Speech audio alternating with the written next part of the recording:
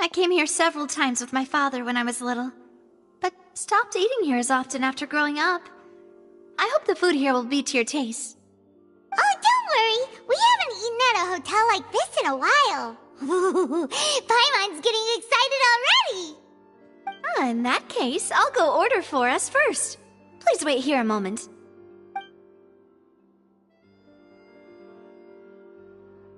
Ooh, everything looks so good. People in Fontaine sure know how to enjoy life. Why, of course. Go ahead, try whatever you like. If the food's good, I'll make a group reservation for the rest of Spina di Rosula next time. And if it's not? Well, then I'll still bring everyone. Albeit with only one dish per table. You, sure have your own way of doing things.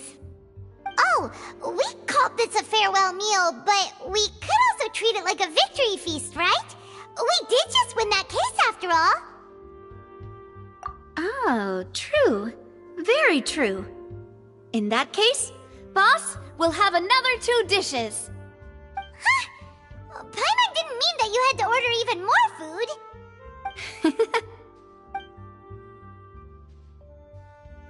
Speaking of cases, do you think that the mastermind behind the serial disappearances will get caught soon now that this has all happened? Well, we've certainly taken a big step forward, but I feel that's about it. We know that there's an organization that means to dissolve these young women, but we still don't know what they are really after. If it hadn't happened right in front of us, Paimon wouldn't have ever believed that a person could be dissolved like that. Right? Yet it was because this was such a preposterous notion that the investigation could never really move forward before. Ugh. If only that guy could have finished speaking! We were so close to hearing who was behind it. In such investigations, even the smallest step can seem like a yawning chasm if the trail of clues is cut off. To be honest, I don't have high hopes for any follow-up that the authorities might conduct. It's not that I don't have faith in their ability, it's just that a different perspective is required in some matters. It's easy to guard against and deceive a single narrow perspective. A shift in thinking is required at such times in order to produce a breakthrough. Which is exactly why the Spina di Rosula exists. Those highfalutin folk are not all-knowing. That's why we exist. To seep into the cracks where filth falls through, where their watch fails them. That's the kind of problems we solve. Seems Paimon thought things were simpler than they actually are. It's all right. Well, this was supposed to be a farewell meal, so I doubt you have further interest in this business, right? Let's talk about something else. Like, what are your future plans?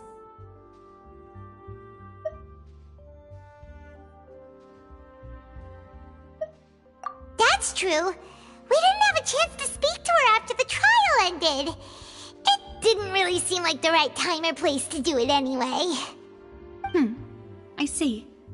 So, your primary objective, which has been foiled so far, was to have a chat with the Hydro Archon. I've heard that there's a long line of people waiting to meet Lady Farina. I suspect you'll be waiting for quite a while, considering that you missed your chance today. Yeah, we've heard that she's super popular here in Fontaine, and that it'll be tough getting any of her time. Well, would you consider some more, unique ways? Perhaps even methods of, let's say, questionable legality? Guess that's Spina di Rosula's boss for you. Chock full of sketchy ideas. Well, what did you have in mind? Well, one way would be to infiltrate a performance troupe at the Opera House, only to abandon your act at the play's climax and ask to speak to her after the performance. I'm sure Lady Farina would be eager to see the ending, and would agree in order to finish watching the play, don't you think? Could you suggest something a little more practical? This plan seems pretty hard to pull off. We'd have to go learn how to act, and acting's really hard. Alright, here's another. Find a way to conceal yourselves under her bed. Then, wake her up in the dead of night and demand answers. Don't let her go back to sleep until she answers all your questions. I can personally testify that this one works. When I'm sleepy, I'll do anything as long as I can finally get some sleep. That might work, but that's not really the problem. The problem is we don't want to get ourselves arrested. Ah, valid point. I overlooked that part. I was just thinking about leveraging a person's desire for sleep. All right, no more joking around. Perhaps you could... Oh, I don't know. Cut the line when she's on a break. You did defeat her in court, clearing citizens of hers from false accusations. False accusations she had nearly upheld personally. I imagine that she feels quite ashamed about the whole thing. You mean that if we catch her while she's on a break, she might be too embarrassed to refuse? Oh, that does make some sense. Why don't we give it a try after this meal? You know, strike while the iron is hot and all. Huh? Paimon, did you drink my Fanta? Was this your drink?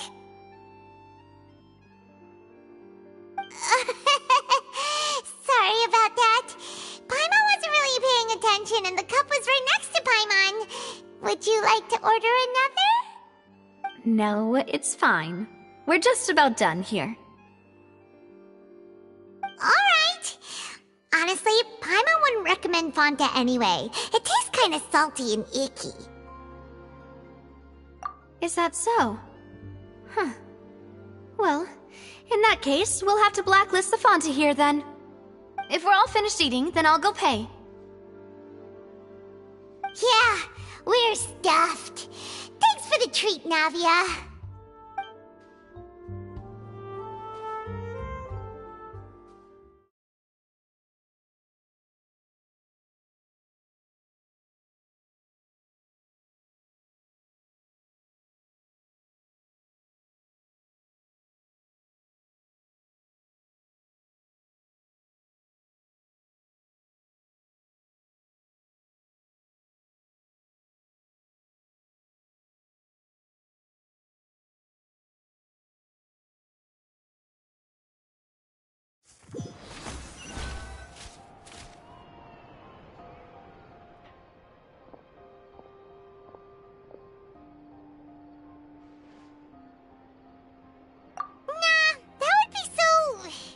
Normal. You know, like you. Okay. As for expenses this month, we're left with... Hey, Navia! What are you doing over there? Oh, nothing. It was just a meal, you know? Nothing the Spina di Rosula can't cover. Let's get ready to try to meet the Hydro Archon again. Bye, Navia! So this is goodbye, huh? Well, if you do encounter any other trouble in Fontaine, you're always welcome to contact the Spina di Rosula. I'll give your requests the highest priority. In any case, I wish you smooth sailing. I'll see you again, partner. See ya!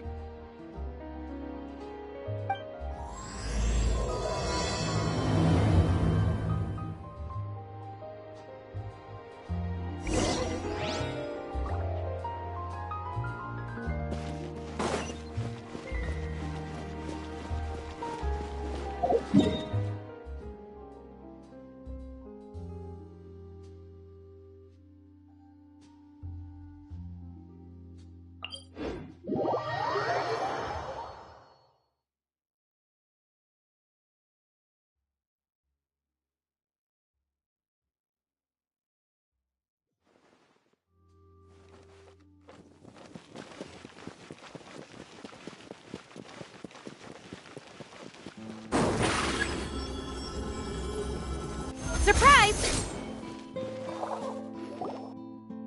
There aren't many people around anymore.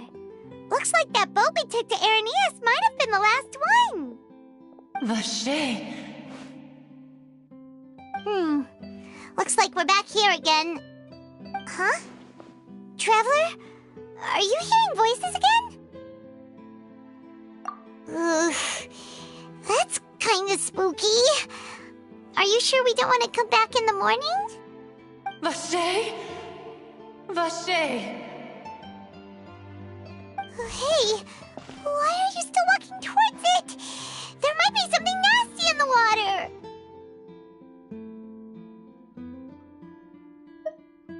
Huh? Hang on. Paimon can kinda hear a voice.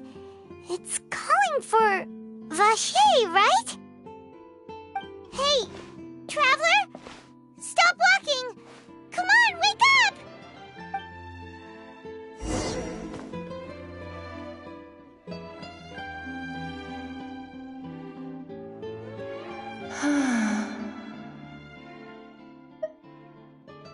Vache! Are you...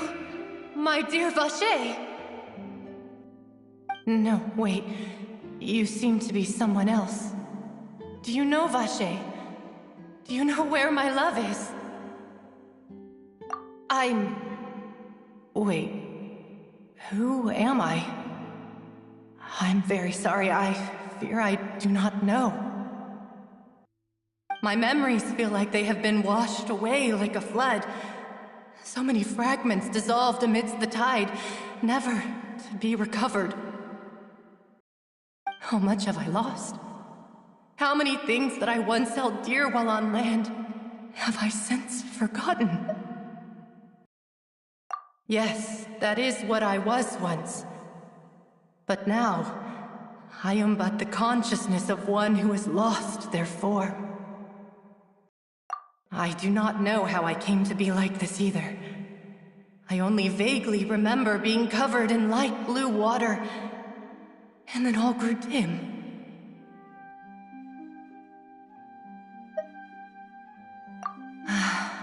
I also remember going to many places. I loved adventure, loved exploring places of peril.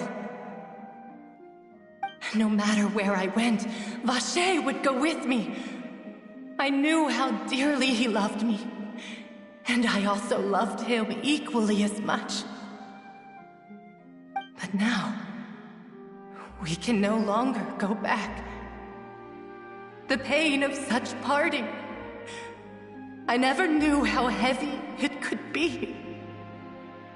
No, our reunion no longer has any meaning. There is no way for us to create any new memories. The thought of me gives him no succor, so let it lie forgotten beneath the waters.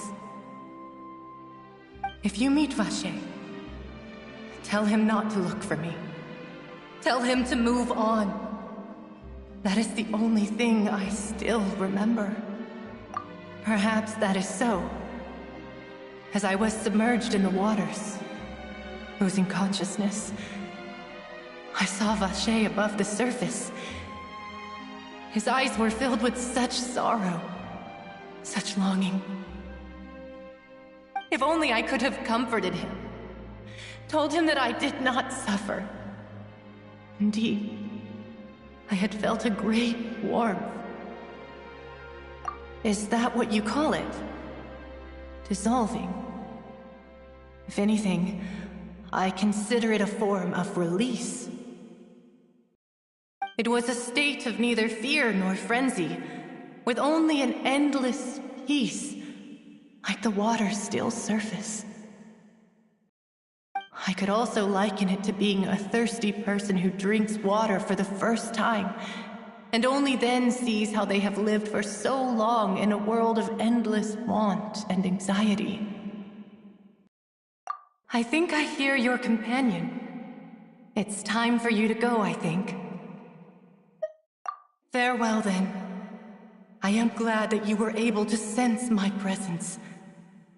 Remember, if you see Vache, tell him not to seek me out any longer.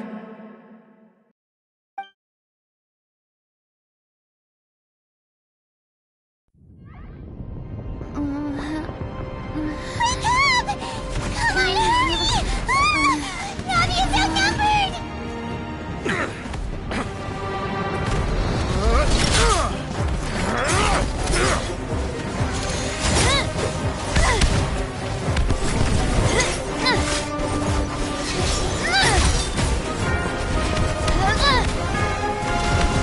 Moselle, look out!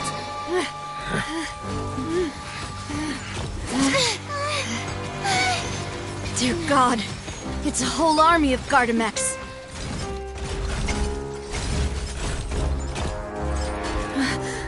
Chlorand?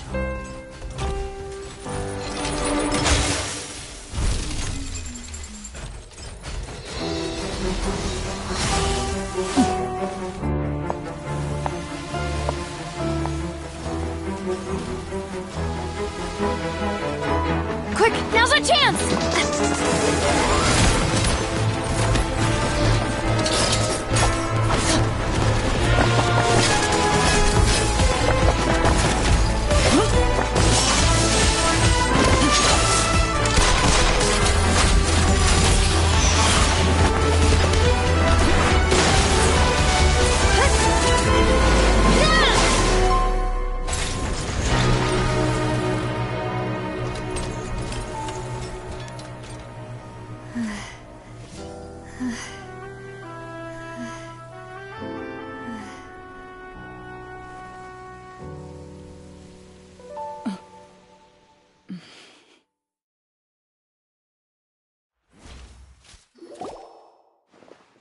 I should thank you for lending us your sword there, Chlorand.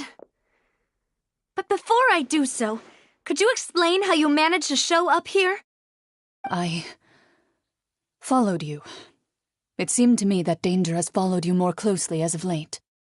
I believe that following someone without their knowledge is actually called stalking, is it not?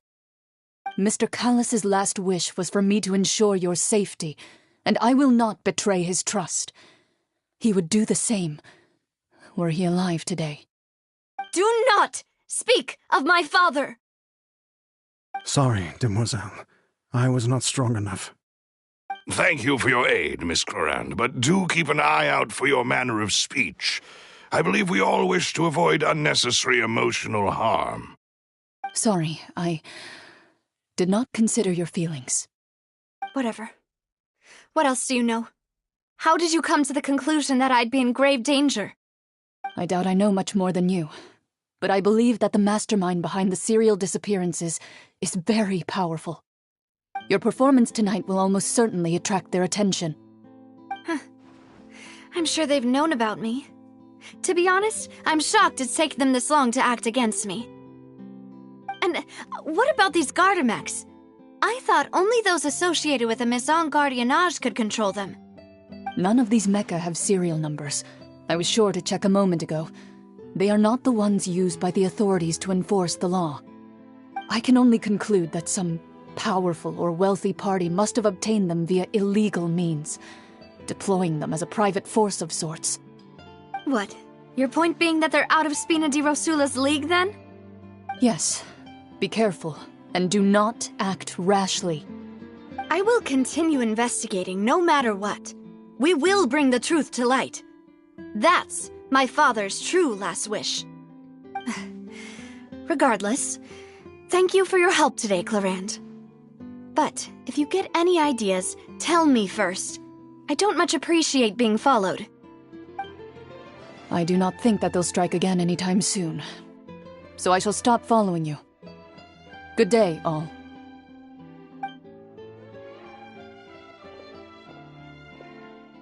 Right. I suppose that's the best news we've gotten today.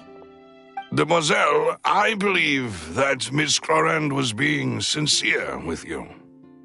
If we tried, we could attempt to thaw relations a little. I know, she's... Oh,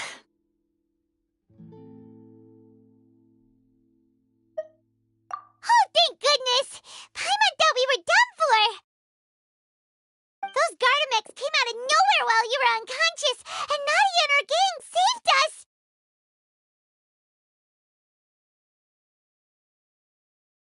Oh, and there was that champion duelist named Chlorand who came out to save us too! We got lucky there. Paimon probably couldn't have fought them off otherwise. Oh, come now. Forget all that polite talk. That wasn't really a farewell meal we had back there. Not for me, anyway. In truth, I hope that every meal we have together shall be a victory feast. As such, we're still partners. There's no need to thank me. It will take 50 years for me to match Demoiselle's magnanimity. If it were me, I would have joined the Spina di Rosula on account of her goodwill long ago. All right, you two. That's enough. Actually, Navia, how did you know that we were in danger? You sure did show up in the nick of time. Well, to be honest, you're the one who tipped us off, Paimon. Huh? Really? Paimon contributed somehow? Ooh, Paimon's even more amazing than she thought! Yes, all thanks to you grabbing my drink by mistake. How did that help? After we parted ways, I was on the way back to one of our bases when I suddenly thought of what you said. That the Fanta tasted kind of salty and icky. Fanta only comes in sweet flavors, so how could it have tasted salty? The color of the drink, if I recall, had also been a bit off. So the Fanta had been spiked with water from the primordial sea? Yes. So, if you hadn't drunk that cup for me... Spina di Rosula is preparing the grandest of awards for you as we speak for saving the boss. Huh. Really? I sent people to Hotel de Boer to investigate, but whoever did this left no trace at all. That's when I figured out that you might be in danger and hurried here as quickly as I could. But why would they go after us too? All we did was defend Linny in court and help clear his name. Ugh, now we're caught up in this mess too, aren't we? Well, you did foil a plan that they were probably pretty proud of, and almost got their name in the process. Speaking of which, did anything strange happen when you drank the primordial seawater? Well, it can't be coincidence that the traveler fainted just now. She said that she heard that voice calling for Vache again. Oh, and this time Paimon heard it too, but it was real faint. Does this situation have to do with the primordial seawater then? Does that mean the primordial seawater raises someone's sensitivity to hydro when it's used on people who are not from Fontaine? That doesn't sound like too much of a bad thing, to be honest. New intel? While you were out cold? Well, let's hear it, shall we? Oh, that is important. Vache. That name doesn't ring a bell. I suppose he hasn't stepped forward as a witness in court lately. Since he saw that young woman dissolve, he was at least at the crime scene. But he never gave testimony or any information regarding people dissolving in the primordial seawater. Could he have been threatened? Yes, thank you. This is very important information indeed.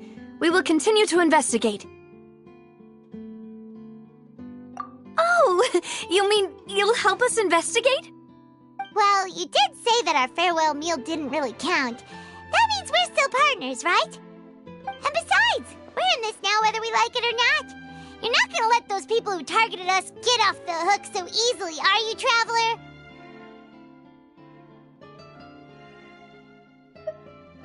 Demoiselle, do try not to look quite so pleased. You are the face of Spina di Rosula, after all. You talk too much. Well, in that case, let's head back to one of our bases, shall we? I'll arrange accommodations for you. We also have some plans to go over, and hopefully we can deepen our bonds as partners. But we'll take that one step at a time, I guess. Don't worry, you two. With us around, our base is definitely secure.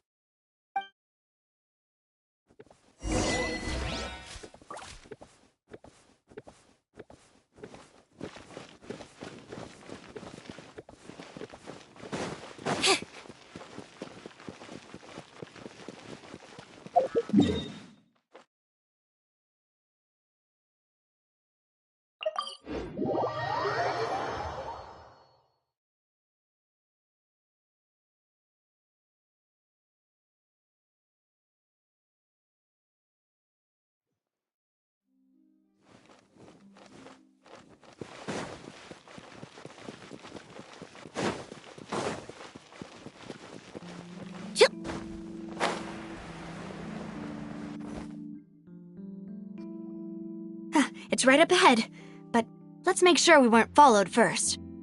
I've been keeping watch, Demoiselle. I haven't spotted anyone suspicious thus far. Very good. But let's not let our guard down for now. I shall find rooms for our respected guests. Thank you, Malus. Now, let's continue, traveler.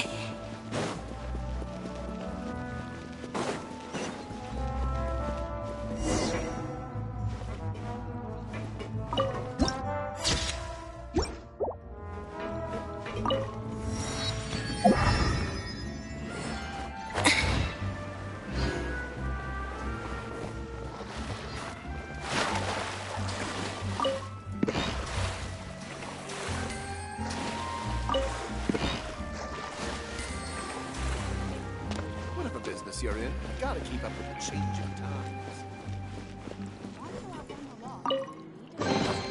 Piece of cake.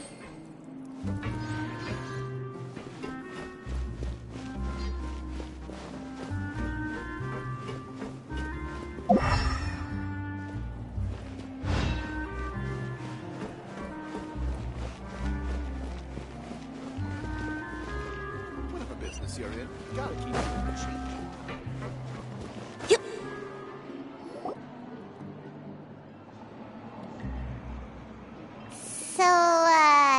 This is your base? It's not quite what Paimon imagined. Your accommodations have been arranged. Under the present circumstances, I can confidently say it's the best we have.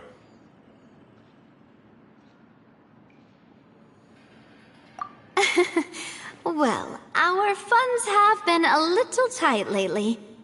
After all, we don't allow illegal or unethical profiteering. In fact, our funds often come from citizenry who support us. Seems like it's tough times for everyone. But if you have the support of the people, that does sound like it's worth it. To be honest, our financial situation was a lot better back when my father was in charge a few years ago. I'm afraid I'm not quite his equal. Your father... he was the previous boss of Spina di Rosula, right? How did he... Demoiselle, if you'll allow me to explain. No. I'll explain it myself. I suppose I couldn't run from this topic forever. And as partners, this is something I hope they can understand. My father's name is Callus. Yes, the same one they call Callus the Unfaithful in the streets. 3 years ago, he was accused of murdering his own friend. But he chose a duel to defend his honor instead of standing trial. He died in the duelist's ring. Oh no. But I do not believe my father was a murderer. I'm sure he was set up. At the time, I believed that if he only stood trial and was duly investigated, something amiss would crop up and prove his innocence. But strangely, he not only requested the duel himself, but rumor has it that even after being seriously injured, to the point where he could be deemed as having lost the duel, he refused to surrender, determined to die in the arena. 3 years later, I still don't understand why he did that. could he protect his honor if he's dead? If anything, he gave up his chance to defend himself.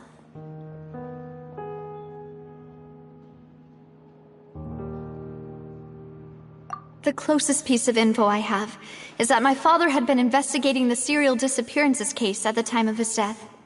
Ah, so that's why you're so determined to get to the bottom of that case. That's right. I've also tried to investigate the murder my father was implicated in, but I haven't found a single new clue in my countless reviews of the investigation records. However, I believe that if the murder case is related to those behind the disappearances, they must know something. I must know what really happened. Was my father coerced? Framed? Even if he really did kill his friend, I must get to the truth. If only he'd been more open with me when he was still alive.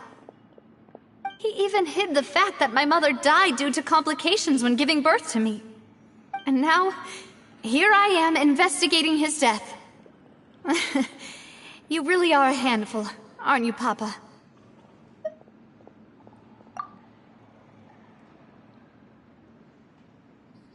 Demoiselle, please, if there is anything I can do, anything at all. I also will never believe that Master Callus murdered anyone. There are none whom I respect more than the two of you, Demoiselle. Master Callus did so much good in life, yet all it took was one murder case for him to be dubbed Callus the Unfaithful. Even our supporters decreased greatly due to that incident, hence our strained finances at present. Wait, if Callus was such a good man, wouldn't people at least be a little suspicious when he was accused? No. Perhaps people just revel in that kind of drama. It's not something exclusive to people from Fontaine, really. Everyone's like that. People love watching the evil turn over a new leaf, but they also enjoy watching good people fall into an abyss from one slip-up just as much. But how could... never mind. If Callus was really falsely accused, we have to find the truth.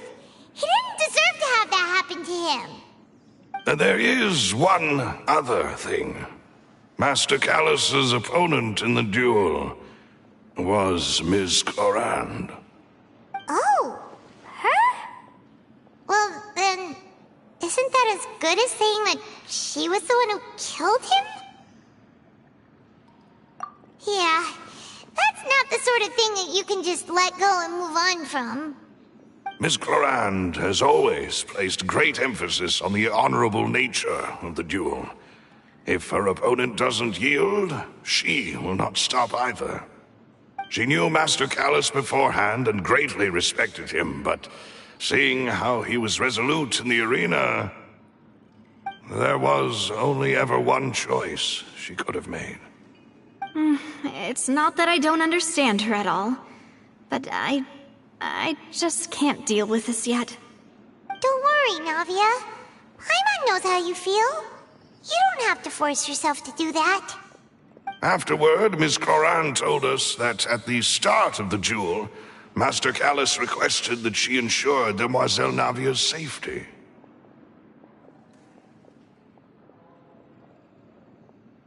Yes, that is our understanding as well. Oh, Papa. What madness drove you to ask the person who killed you to take care of me? All right, anyway, that's the information I wanted to share with you.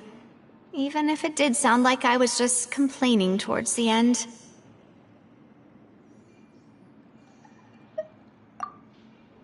Thanks. You two should go and rest.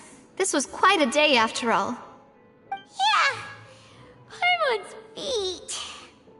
Please, relax and get some sleep. We will ensure you rest soundly.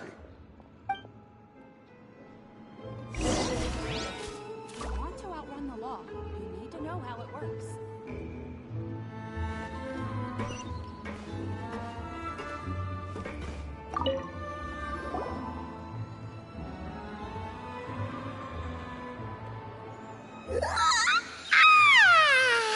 Paimon slept so well. This place feels almost too safe. Huh? Navia? Where did the other two go? I sent them back to Poisson. It's Spina de Rosula's place of origin, and where we have our headquarters. There's not much for them to do here at the moment. Paimon gets the feeling that you're just trying to get them off your back. But never mind that. When did you get back? Were you waiting here the whole time? No, I just returned after going out for a while. I did some investigating yesterday regarding the name Vache. Wait, so you didn't sleep at all? How could I after having such critical new evidence appear? Guess Paimon wasn't speaking for everyone just now, huh? Unfortunately, this name seems to have been wiped from existence. It doesn't seem to have a match anywhere. I suspect that those behind this have already taken steps to hinder an investigation from this angle. But that does prove that this Vache person is a key witness in the incident. Does that mean we're too late, though? No. There is one ray of hope. One place in Fontaine that they would find almost impossible to threaten, no matter how much they wanted to. And that is the archives kept by Chief Justice Neuvillette. A place where detailed files on all the cases in recent years are kept. If the Oceanette you met is one of the young women who went missing recently, we should be able to find some related information there. So Neuvillette maintains an archive of case files? Whew, guess that's the hard-working Chief Justice for you. In that case, let's go talk to him, shall we? Aren't you coming along, Navia? Did you get tired? No, it's nothing. Let's go see the Honorable Chief Justice.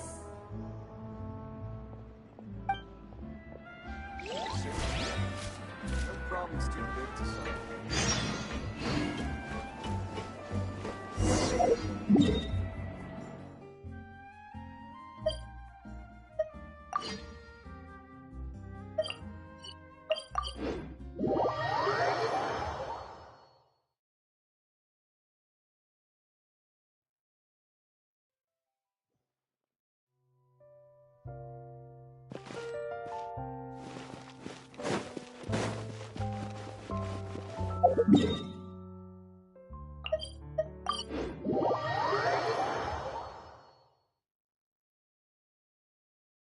The Palais is right up ahead.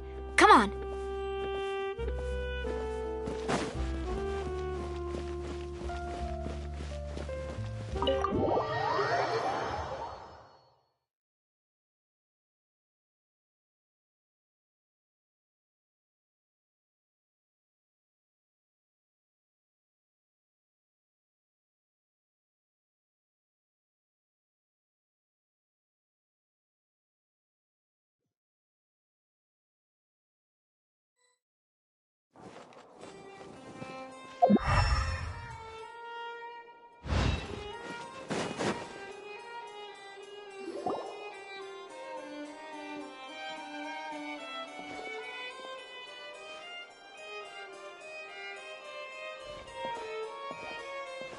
Halt! Please state your business here. The Chief Justice is presently occupied with official matters. Huh. This place does look pretty heavily guarded. Guess that proves that Neuvillette's files are really secure. Hey, don't you recognize us? Huh? Who are you?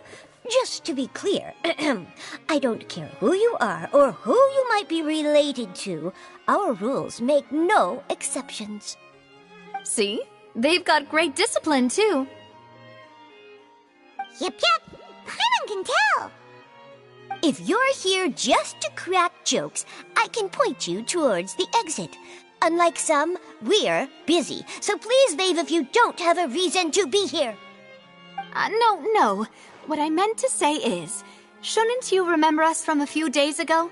We were at the trial of the great magician Linny. Oh, yes, I remember. I read about it in the Steambird.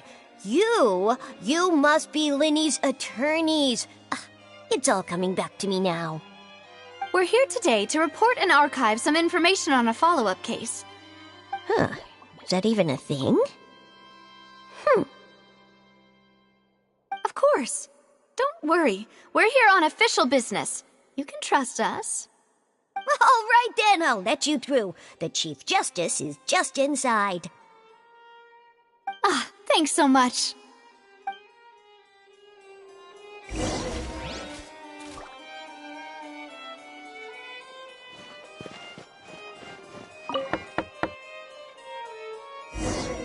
Please come in.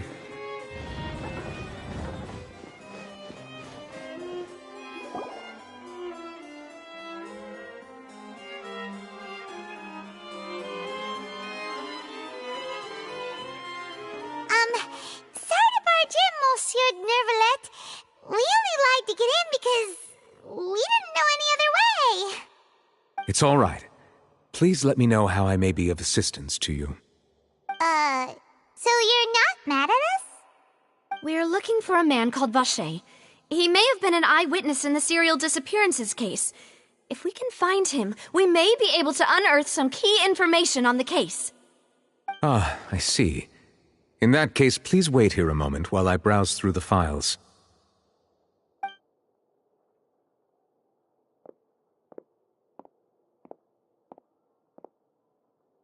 Who knew that Nervalet would be so easy to talk to?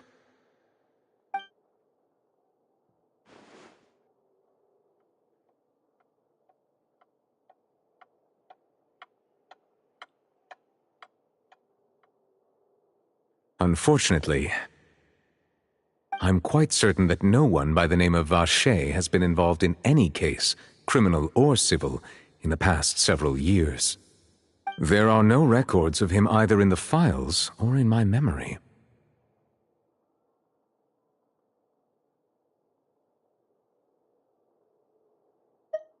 Traveler, what if it was really just a dream? Is that so? All right then. Thank you so much, Monsieur Neuvillette. We'll take our leave now.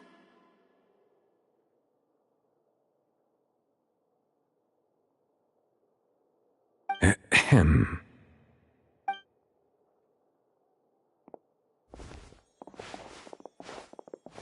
Miss Navia, I can understand how you feel. Your father, Callus, was a truly exceptional man. We deeply regret his passing.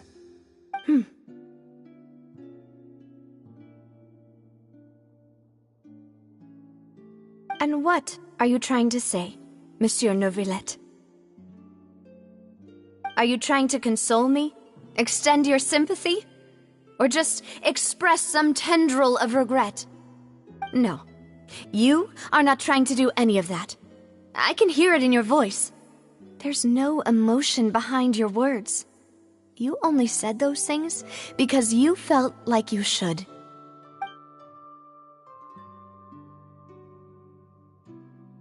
It's just like last time. After my father took his place in the duelist ring, I pushed through the guards to talk to you as a last resort. You even told me then that you thought there was something fishy with the case, yet you still allowed the duel to go ahead. In your eyes, the value of a human life is nothing compared to those cold laws you hold so dear. If you truly regret my father's death, then why didn't you call a stop to the duel? Why didn't you give me the power to stop him from throwing his life away? Why did you just let him die, despised and hated by all? Everything was hanging on a thread at that moment. Just the tiniest effort could have changed everything. There are still so many things I never got to tell him. So many questions he still owes me answers to. If you really have no heart, then just look me in the eyes. I, Navia, will show you the true meaning of regret.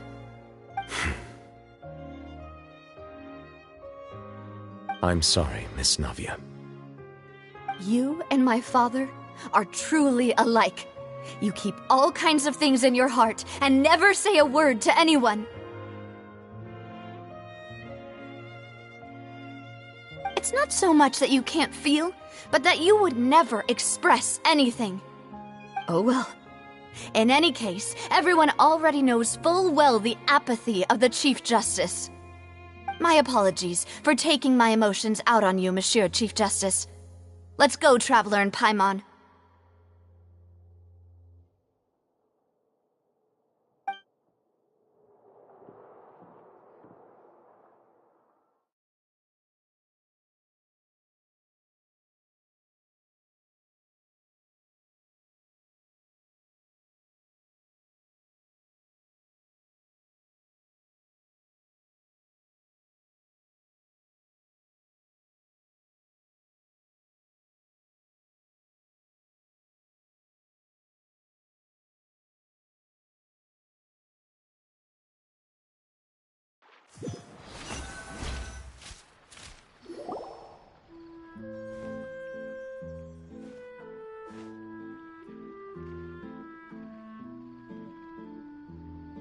Navia, are you okay? I'm fine. Rain. It's raining. You're right. Wasn't it still sunny when we went into the building? And there shouldn't be any active trials today. How strange. Now that I think of it, on the day my father was convicted of murder, it was also raining. What is it? Did you think of something?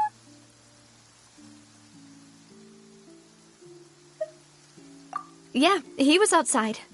It was uncovered and the rain could fall there. Why? Do you think the rain could have affected the crime scene? That thought has occurred to us before. We've even expanded the search area to try to account for that, but didn't find anything of value. Oh? Wait. You don't mean... So you're saying that the true murderer could have been turned into water and then got washed away with the rain? Yeah, and if that's what had happened, then no one would have believed your dad, even if he explained what he saw to the authorities. I really think I found a true genius for a partner. You're completely right. How did I not connect the dots earlier? All right, let's go to Poisson. With this new lead in mind, we'll get to the bottom of my father's case for sure. Yeah, we're gonna make progress for sure this time. Do you want to go with me now? Or do you want to head over by yourself later?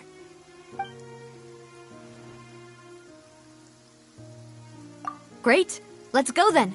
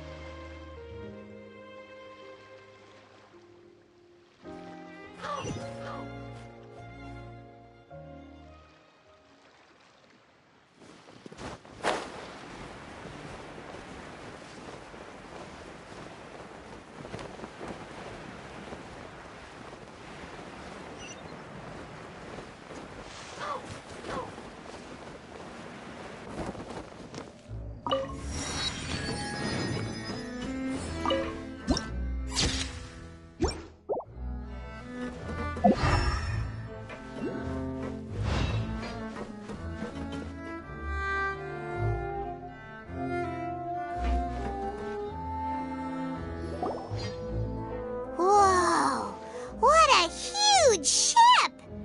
Why would a ship be anchored at a place like this? There's no need to be so surprised. While it may look like a ship, it's actually Spina di Rosula's headquarters. My father was the one who asked for it to be built like this. Perhaps our taste in exterior design is the only thing we occasionally had in common. A gigantic and glamorous ship embodies discovery, opportunity, ambition, and conquest. It symbolizes Spina di Rosula's bright and limitless future.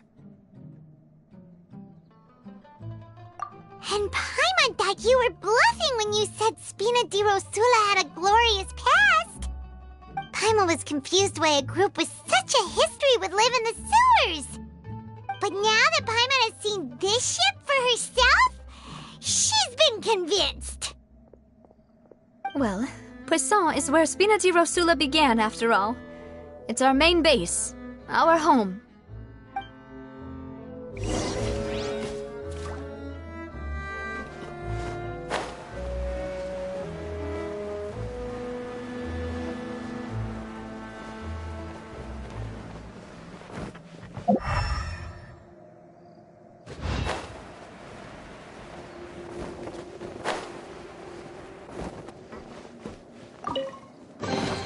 Piece of cake.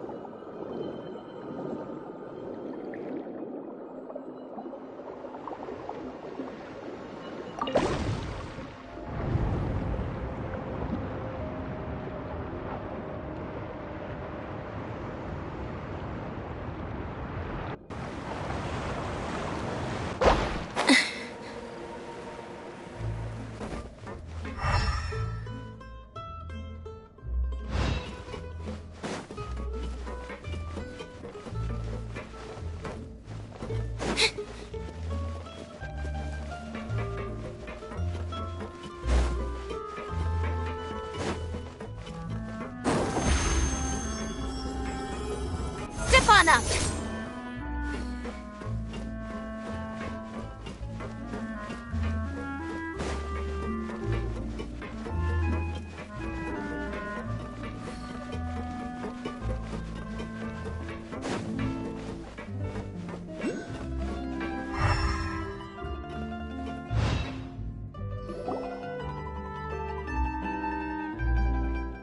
Melus, we're back! Apologies for the wait, demoiselle, and our most important partners. You said before that you still had some business at the court. What brings you back to Poisson so quickly? About that. It's because my partner here reminded me of something really important. You see, what if my father's case had something to do with water from the primordial sea? You still remember, right, Melus? On that night, it was raining? Yes, the case was quite similar to that of Mr. Linney's. Both were what you'd call impossible murders. Could you tell us a bit more about what happened before? Yeah, of course. Many years ago, something called synth began to gain popularity in Poisson. At a glance, it was a kind of drink that could excite your mood and produce many pleasant hallucinations. Wait! Didn't that guard guy who turned into water also mention that the primordial water could be used to produce some kind of potion? Yes, he did. Considering what we know now, it's almost certain that synth is created using water from the primordial sea. If you drink synth for an extended amount of time, you'll suffer many side effects, such as losing the ability to focus or control your emotions. And if you were to stop drinking it completely, you'll experience flashes of paranoia and anxiety while lacking energy to do anything. It's an extremely dangerous substance. As he oversaw Poisson, my father was compelled to put a stop to synth abuse and called for a complete ban of it. Boss's uncompromising attitude incurred the synth vendor's wrath, but no matter how much they threatened or bribed him, he refused to yield. Not only that, Boss became determined to find the mastermind behind the synth operation and put an end to the problem once and for all. Yes, but the enemy was very cunning. So he could never get anything out of the dealers, all of whom only sold the stuff and weren't privy to the rest of the operation. Recognizing that, my father decided to contact the dealers in secret and cultivate personal relationships with them. Finally, he was able to convince someone to become his informant. The man's name was Jacques. He felt greatly ashamed about his work after seeing many families destroyed by synth abuse. That night, my father hosted a banquet at his countryside estate. He planned to meet up and exchange information with Jacques over some food. But then, we heard 2 gunshots from the courtyard. We raced to the scene and found my father, still holding a gun, and Jacques, who was already dead on the ground. Huh? How did that happen? Aren't they on the same side? Sounds just like Lenny's case, doesn't it? In both cases, the culprit seemed obvious, but neither appeared to have any motive at all. Looking back on it, though, I now believe the most important clue was something we all overlooked at the time. There were pieces of clothing left at the scene.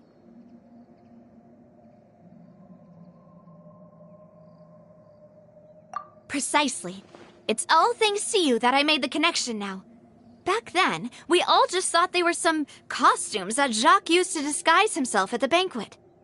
But, considering it now, it's almost certain that they belong to a third person at the scene. With one extra person, we'll also need to reconsider why the 2 shots were fired.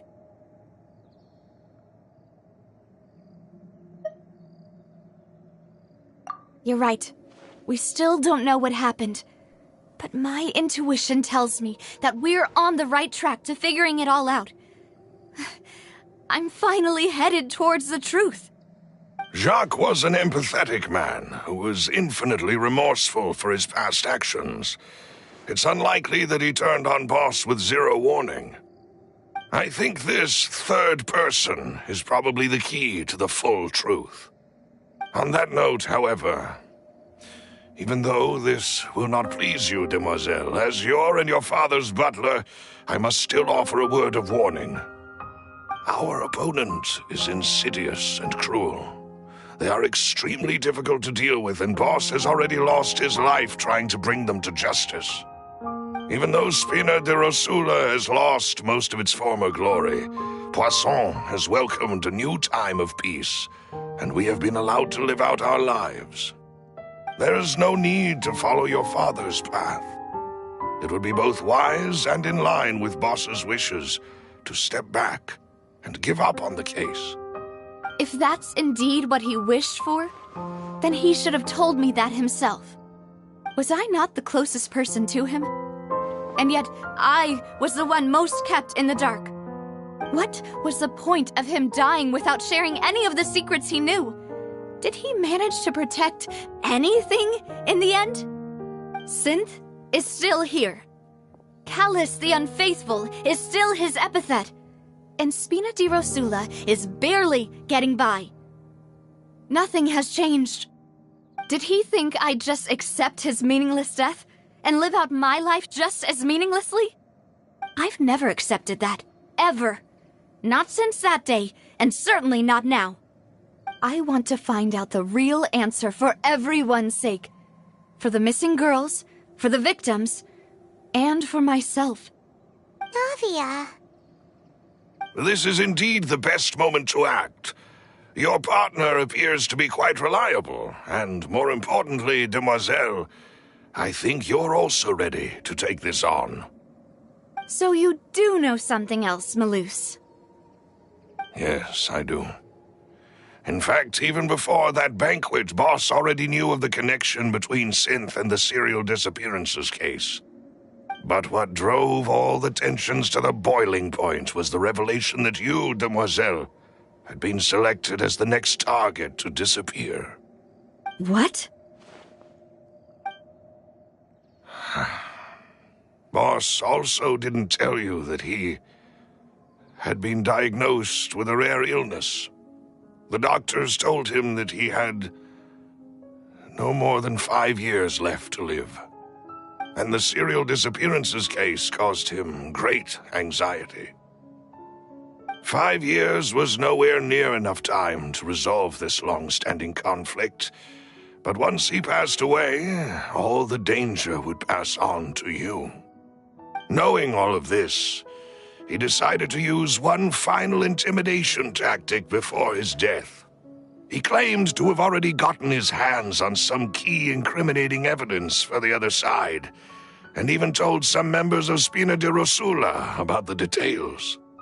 But as long as you remained safe, he would not share the evidence with the public.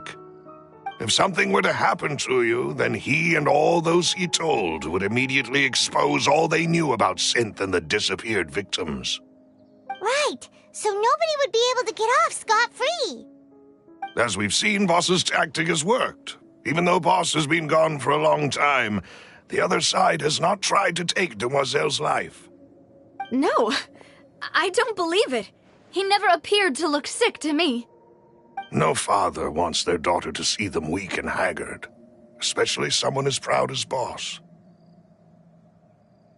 To him, dying in a duel and suffering lasting dishonor as the unfaithful was still far preferable than losing face in front of his daughter. So he chose to die in silence, so that he could protect me. I'm afraid you're not understanding this correctly, Demoiselle. What Boss wanted to hand to you was not a parasol, but a sword. If Boss's spirit could hear you telling me that you want to find the answer for the sake of everyone involved, I'm sure he'd be extremely proud. That fool. Couldn't he have just given it to me straight? No. He might have set up everything precisely because he never thought I'd be able to understand him. Is that the amount of confidence he had in me? And what if I was never able to make it to where I am now? Yeah. I suppose that's true. With the way he'd set things up, if I had wanted, I could have just lived out my life without a care in the world. But thankfully, he rarely talked to me about complex matters, and thus understood little of me as a person. In this case, he really didn't need to give me an easy way out. Malus, what was the key evidence that he shared with you? It's the location where Synth is produced. Essentially, it's the enemy's headquarters. When he was threatening the enemy, Boss didn't share the specifics of the incriminating evidence he found. But if you want to use it against the enemy, you'll still have to take several things into consideration. Why? If we know where the place is, can't we just go storming in? You mustn't forget that we're fighting against a mysterious and dangerous organization that's been in operation for decades. There's no telling what might be lying in wait at their headquarters. We also have no idea what kind of evidence we may be able to find inside, nor what people we may be able to capture. But a single visit to their headquarters would be tantamount to a formal declaration of war. The worst case would be that we leave empty-handed, but also open ourselves up to full retaliation. Then, in that case, why not work with the Fontaine authorities? Well, you saw one of them dissolve during Mr. Linney's case. We have no idea just how thoroughly they may have been infiltrated. Huh. That's true. Seems my father really had no choice. But things are different now. It should be a lot easier to prove the other side's guilt, now that we've connected Synth with the disappearances case. You sound like you've put a lot of thought into this, Malus. I am the butler, after all. I live but to serve the boss and Demoiselle's will. I've always been willing to take on any kind of risk for your sake. But considering my relative lack of ability, I've spent my time keeping secrets, performing basic investigations, and waiting for the right time to come. Thank you for all of that, Malus. Have you discovered anything new in the past few years? Let me think. One conclusion I came to was that the enemy must be quite familiar with Spina di Rosula, or at least have an informant planted here. When I announced orders to the organization's members on Demoiselle's behalf, I used to deliberately keep a few people in the dark and observe the reactions of the synth vendors. If the vendors didn't change their plans, then the individuals informed of our orders must be innocent. If the vendors packed up and fled, however, then someone must have given them the news. After several rounds of testing and investigative tracing, I've narrowed the suspect list down to 3 people. The first is Florent, Spina di Rosula's senior advisor. Huh? Florent? Yes, surprising, isn't it? He was one of the people Boss trusted the most, which also means that he was someone who understood Boss really well. Thanks to his position within Boss's innermost circle, he always knew our upcoming plans and could thus avoid capture this whole time. There's someone else like him too. Marcel, the head of Confrérie of Cabrières. Uncle Marcel.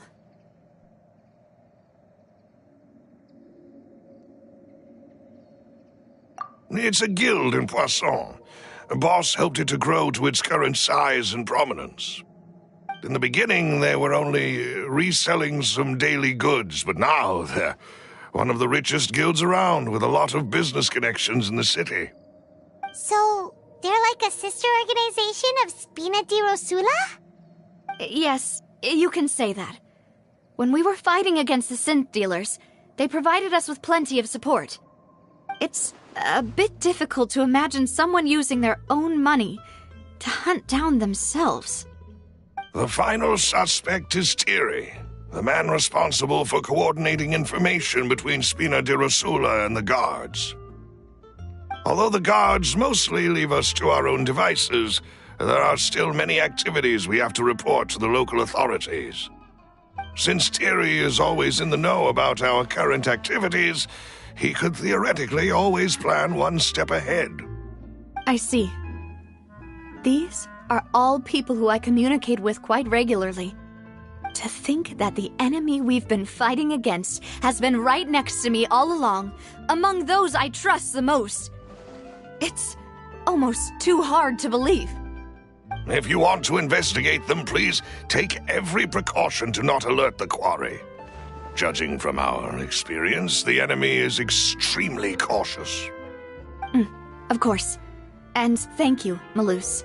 You've provided us with a lot of great information. You're too kind, my lady. I'm just doing my duty. And before I forget, proving Boss's innocence would also mean clearing him of blame in Jacques' death. After that incident, Jacques' wife and daughter were taken into the Spina's care. They still live in Poisson today. If it might help, you could also pay them a visit. I can make the necessary arrangements. Oh, thank you so much, Malus. You really are the best. A new case awaits, my dear partner. I hope we can work together to uncover the truth and end this case once and for all.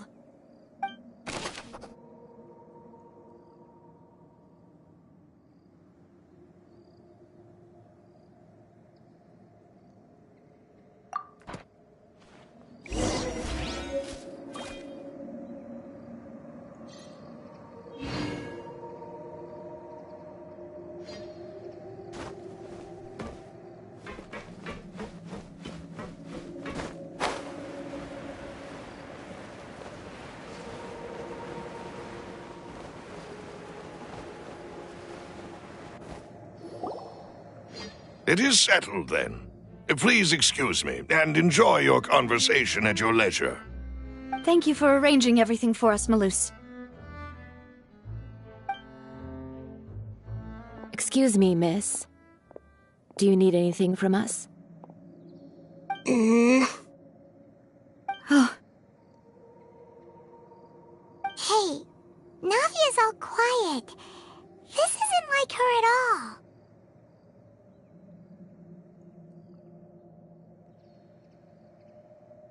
I'm sorry that I only came to visit after all this time. After what happened, I didn't know how I was supposed to face the two of you. Ah, if it's about that, there's no need to apologize. After my husband died, Spina di Rosula sent us a lot of mora and support. I understood your guilt and apology to be genuine. But aren't all of those things nothing compared to the loss of Jacques? I I can understand the kind of pain that comes with losing a father so needlessly. You don't understand at all. I didn't know how to face you, because I didn't know what I could possibly bring as a consolation gift. I know only the full truth could bring closure to you. And to all of us. I'm sorry. I appreciate the sentiment, but you don't have to carry all that guilt. On the matter regarding my husband, my daughter and I have more or less found our answer already. Would you mind sharing it with me? I really can't believe that my father could ever bring himself to shoot Jacques. I always knew that my husband's money was earned through others' suffering. He told me countless times that if he could turn back the clock, he would never go into the synth business again. He had many regrets, and felt that he took the idea of providing for his family too literally. For the longest time, he thought Mora was everything. So when Mr. Callis came to him with a proposal, he accepted it almost immediately. He tried to be as careful as he could, but even so, he was still found out by the higher-ups. They found out about his betrayal? Papa didn't say that exactly, but Papa did tell me that I should never be ungrateful. Before he left that day, he told me that he had no choice. It was only later that I realized it was his final farewell to the two of us.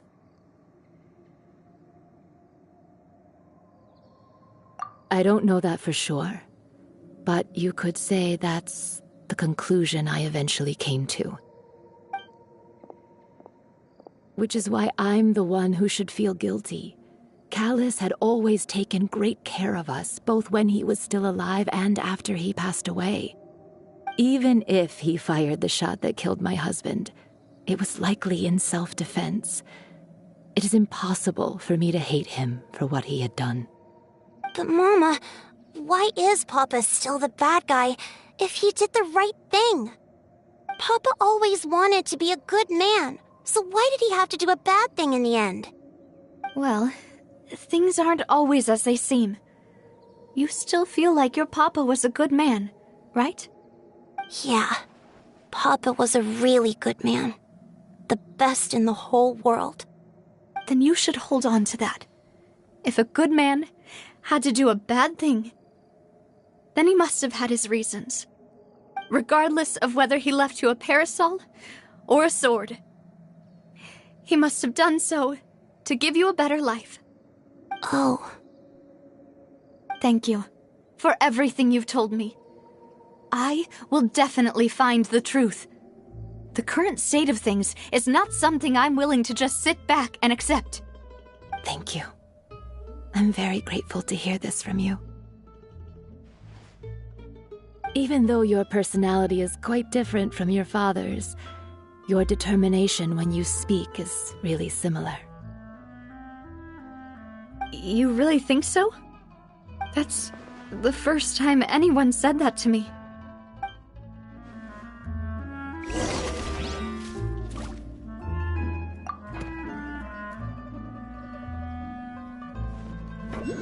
Are you okay, Navia?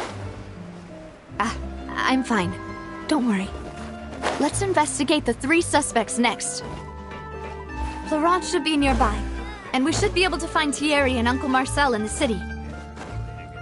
I'll get myself together on the way, so please don't worry.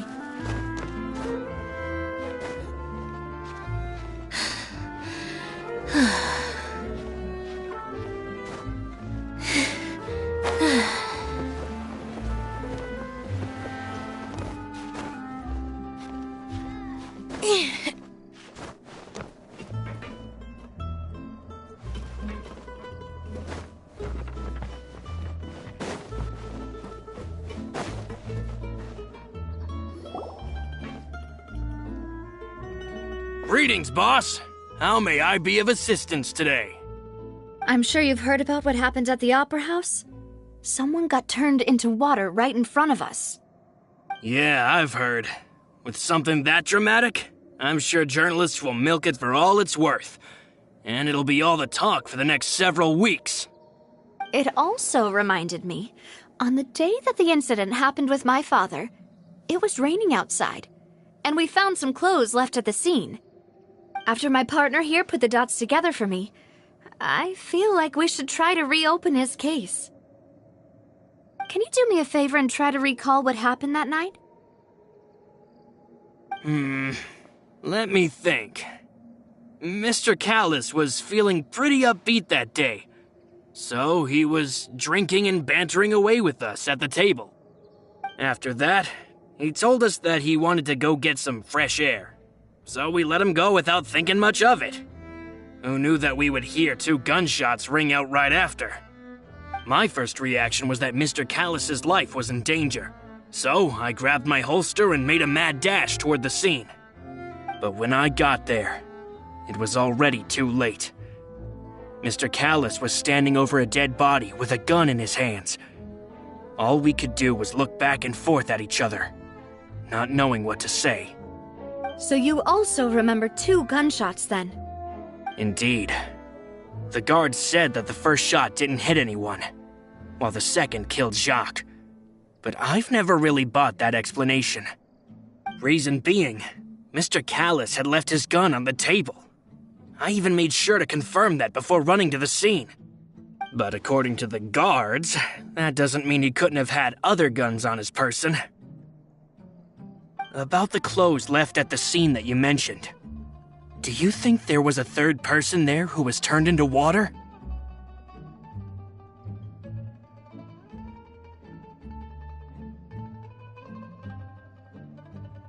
At least from our perspective, my father had no reason to kill, so he would also have no reason to bring an extra gun with him.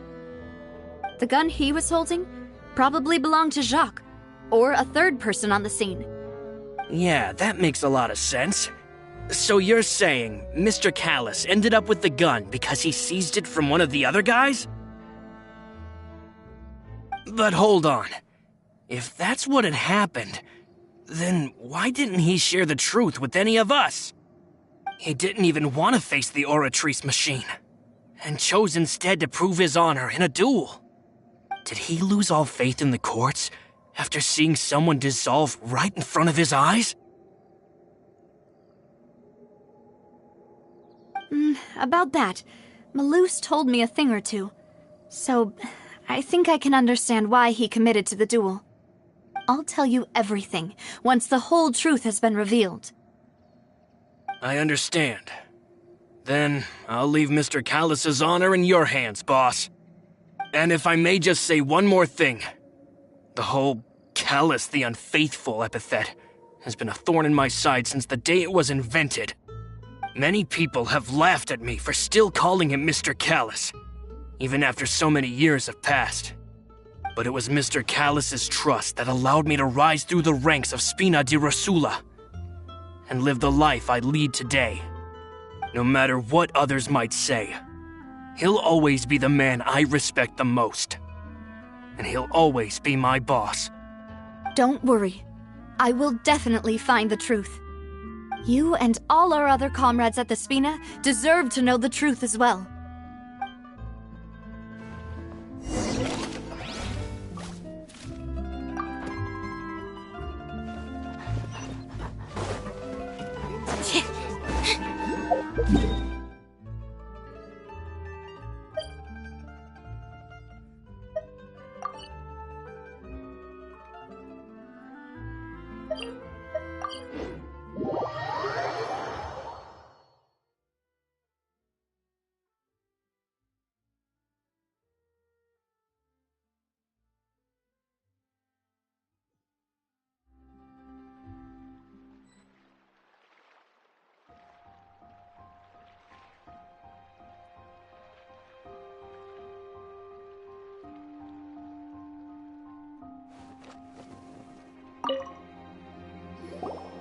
Hey, Thierry! It's me! Oh, now, what brings you here, Miss Navia? I've heard that you made quite the name for yourself at the Opera House. Oh, so you've caught news of that already. Oh, okay. Hey, I'm also a member of the guards, you know. The way you make it sound, people would think I was sent off to Poisson because I had done something wrong. Are you sure there isn't a little bit of truth in that? Under normal circumstances, shouldn't you have been called back to the city already? I mean, where I work is really up to me. Let's just say I enjoy the ambiance of Poisson. Callis did a fantastic job running the town, building Spina di Rosula from the ground up and clearing many obstructions in my way. It would be next to impossible for me to find a similarly easy but high-paying job in the city. Anyway, enough chit-chat. Are these two friends of yours? You, here for some formal business? Yes. These two are my partners. What happened at the Opera House made us realize that Linny's case and my father's may be related. We're trying to reinvestigate the details of my father's old case. Ah, I get it. You think there might be more to the case now that we know people can be dissolved into water, right? I was also flabbergasted when I first heard of it. If you want to go through the original files from your father's case, I can help you look for them. That'd be much appreciated. Thank you. Actually, I have another question. Do you have the authority to dispatch Gardamex? Of course. Without them, I couldn't possibly handle Poisson on my own. Why do you ask? We definitely can't use them to forcefully get more evidence for your father's case. Well, you see, just recently, we were attacked by a horde of unnumbered Gardamex in the city.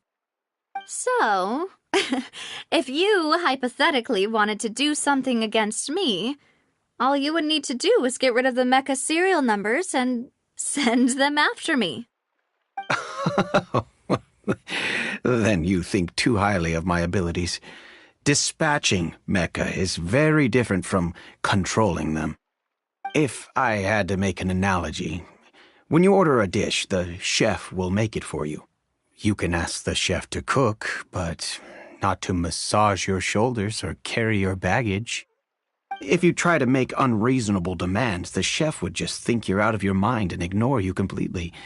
The same goes for me and my Gardamex.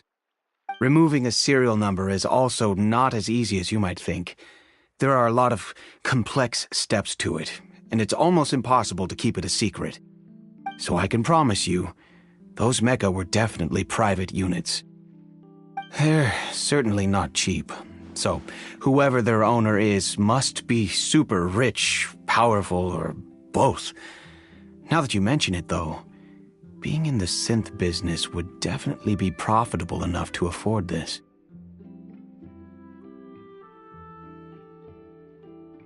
Oh, then you're officially in the clear, Thierry.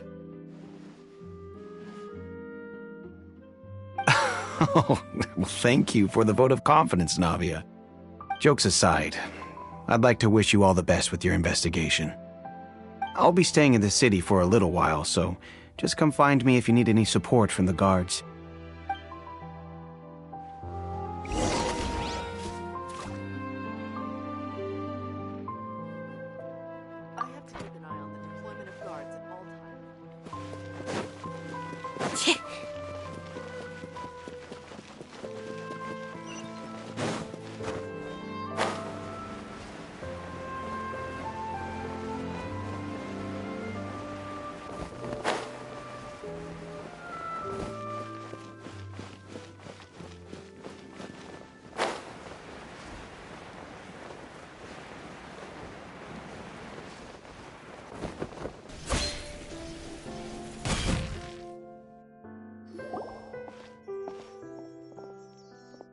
Hello. How may I help you? I'm here to see Marcel. Could you please let him know? You can just say Navia's looking for him. Sure. I will let him know right away.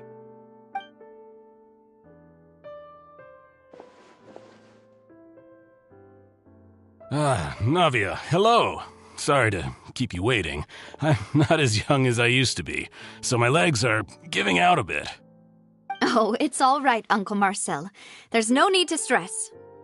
I just wanted to talk to you briefly about what happened in the Opera House. I'm sure you saw everything too, right? Yes, I've never seen anything so strange. Oh, you were at the Opera House too?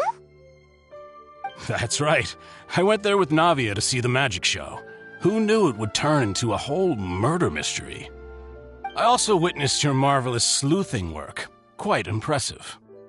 To beat the Hydro Archon at her own game on her own turf, I can already imagine everyone in Fontaine discussing your exploits over a few glasses of wine. Oh, Paimon doesn't want to become the talk of drunkards. Apologies. It's just how Fontaine is as a nation. Everyone loves drama and theatrics. Uncle Marcel, you've also noticed that other thing, right?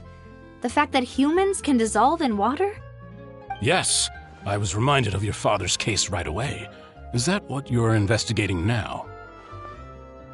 Exactly. I still don't have much solid proof, but I can sense that the other side has already begun to act. Oh, and what makes you say that? We were attacked on Araneus by some unnumbered Gardamex. And there was also an attempt to get me to drink water from the primordial sea. If not for the vigilance of my partner, I probably wouldn't even be here talking to you right now. Oh, you're giving us too much credit. Wasn't it you who protected us? Alas, it seems things are heating up again. The peace that Callus sought so dearly will soon become a thing of the past. But rest assured, Navia, Poisson will always remain a safe haven for you.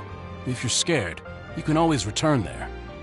If anyone dares to lay their hands on you there, the Confrérie of Cabrières will use its funds to the last Mora to bring them to justice.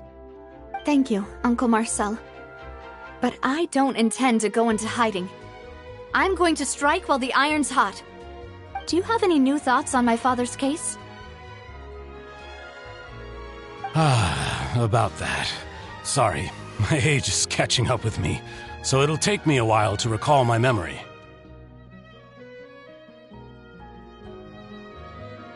The Confrérie was responsible for that banquet, so I was out and about the whole time making sure things were running smoothly. I didn't even have the time to drink with the guests. Then I heard the sound of a gunshot, and the rest was history. Oh, it's okay. No need to push yourself. We'll ask around some more, see if there are any valuable clues elsewhere. Sounds good. Just let me know if you ever need Mora. All my wealth comes from Callus's patronage and support. I'll spend however much it takes to clear his name.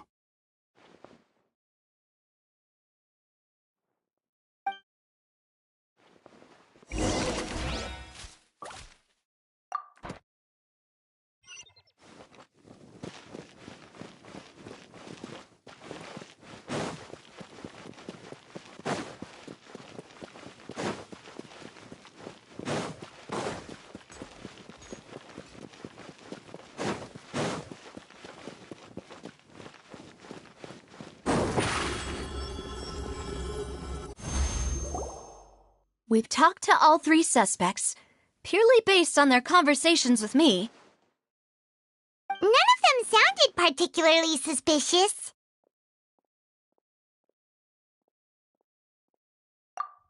I suppose that's to be expected, though. If a single conversation's all that's needed to find them out, then my father wouldn't have needed to investigate the case for so many years. Anyway, even though we didn't make a breakthrough, let's still compile what we were able to find. But where should we start?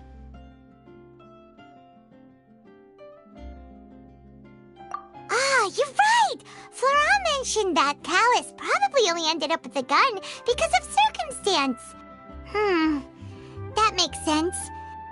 According to Jacques' family members, he already told them that he had been discovered, and that he had no choice before he left home that day. If I had to guess, he probably received an order from the synth boss to kill my father. Had he refused, he and his family's lives would have been forfeit. So, Jacques fired the first shot?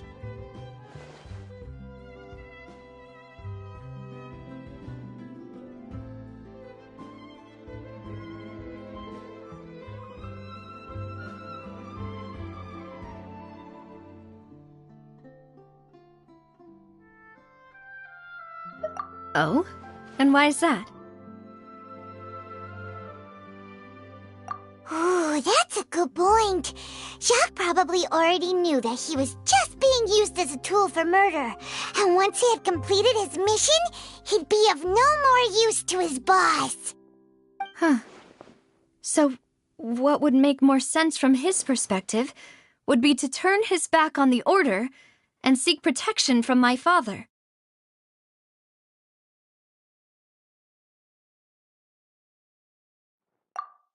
Makes sense. But without evidence, that's still just a theory. Besides Jacques, the attack from the Gardamex has been bothering me quite a bit as well. It's obvious that our enemy has become more antsy after the secret of the primordial seawater was revealed. Do you think he knew, even then, that we'd follow this lead to the end? Given everything that's happened since, it's quite possible. But who among the 3 suspects would have the ability to control privately owned Gardamex?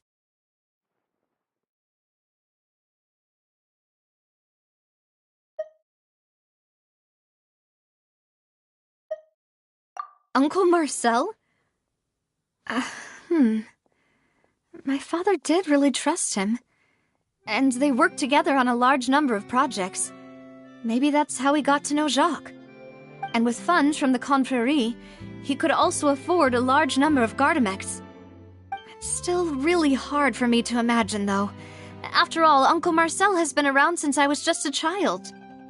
Also, wouldn't this mean he has been spending a whole lot of mora and energy to fight his own synth business?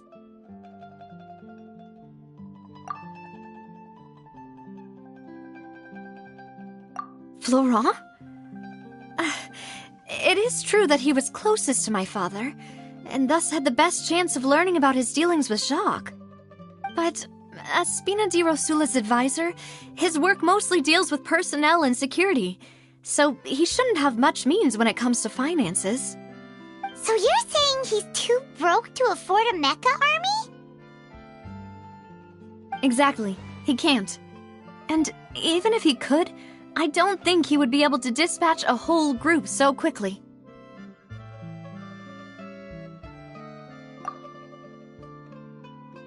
Thierry, you say? Huh. It is possible that he's figured out a way to convert the Gardamex for personal use. But I didn't feel like he was lying when he was talking to us about the mecha. I also don't think he'd be able to keep that kind of tampering under wraps. Yeah. Had he actually tampered with the mecha, we'd be able to prove it with a simple check of the guard's inventory. If the mecha were taken from the guards, it should be pretty easy to find out when and how that happened. Who could it be?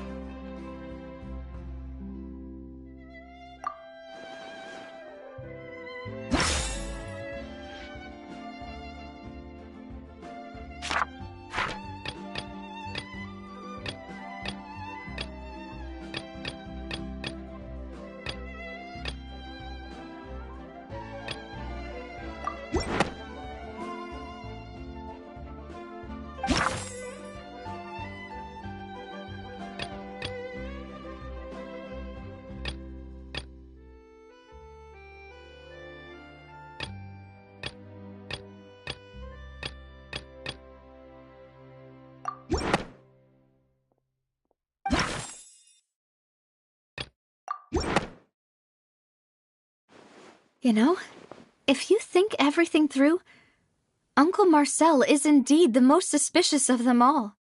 Could we be missing other suspects? Malus didn't know about the people turning into water thing when he narrowed it down to these 3, did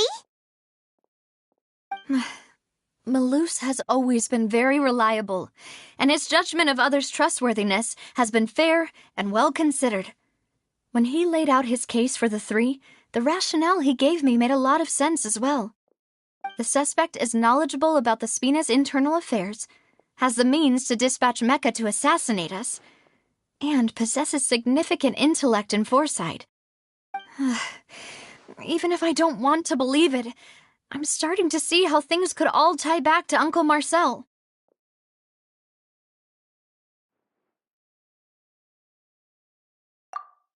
We still have another trump card on top of all the theorizing and speculating. Yes, Malus did say that charging straight in there would be extremely risky. But we don't have any other options right now. We need far more solid proof before we can hope to go charging in on our enemy. Navia, here you are. Oh, I've been looking for you. Huh? Aren't you the guy from the guards? Did something happen? Yeah. News came from Irenaeus just after you left.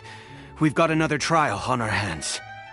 Wasn't that place built specifically for holding trials? What's so newsworthy about this one? I know. But they said the person they're putting on trial is a Fatui harbinger called Tartaglia. What? Is that someone you know? Yeah, we know him. Maybe even a little too well. Well, he's been accused of being the true culprit behind the serial disappearances case. It's absurd, don't you think? Wait, how? None of our investigations have had anything to do with him. That's what I thought was strange about it, so I came to tell you the news right away. If the charge against him stands, then it'll be next to impossible to get the guards to support any of our planned investigations. Right, because they'll think they've already found the culprit. Yeah, and it'll be a lot harder then to clear Mr. Callus's name. I understand. Well, partner, what do you think we should do? We still haven't found any conclusive evidence.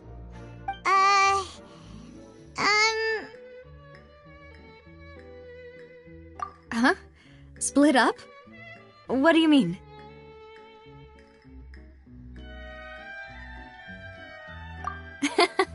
Just as expected of my partner.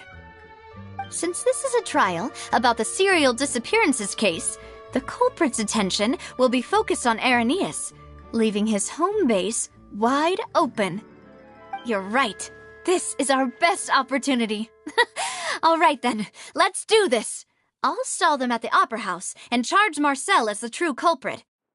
I won't have any chance of making that charge stick, though, unless we find more evidence.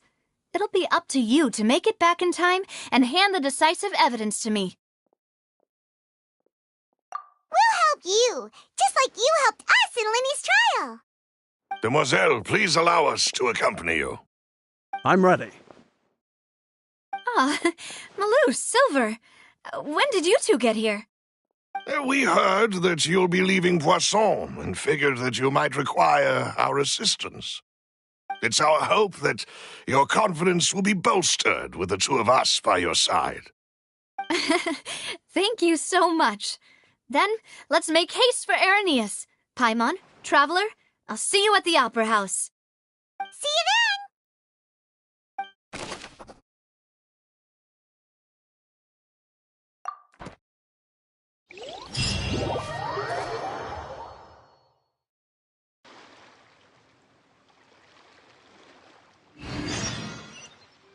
Now that Navia has set out for Irenaeus, we should also get going. The location has already been marked on the map, so let's head over.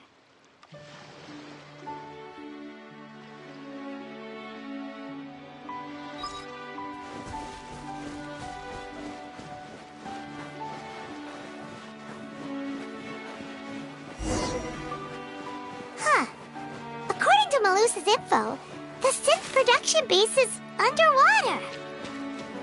Let's go and try to find the entrance.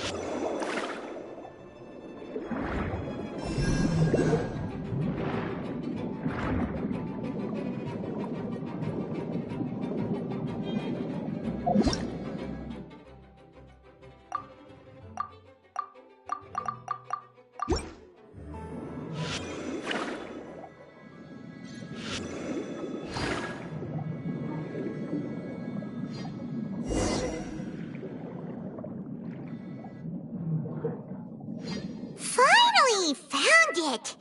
Huh. So this is the entrance that leads to the synth production base. It sure doesn't seem out of the ordinary at all. Ah, you're right. An important place like this is bound to have a ton of protective measures and mechanisms. Navia's probably arguing up a storm right now to stall for us.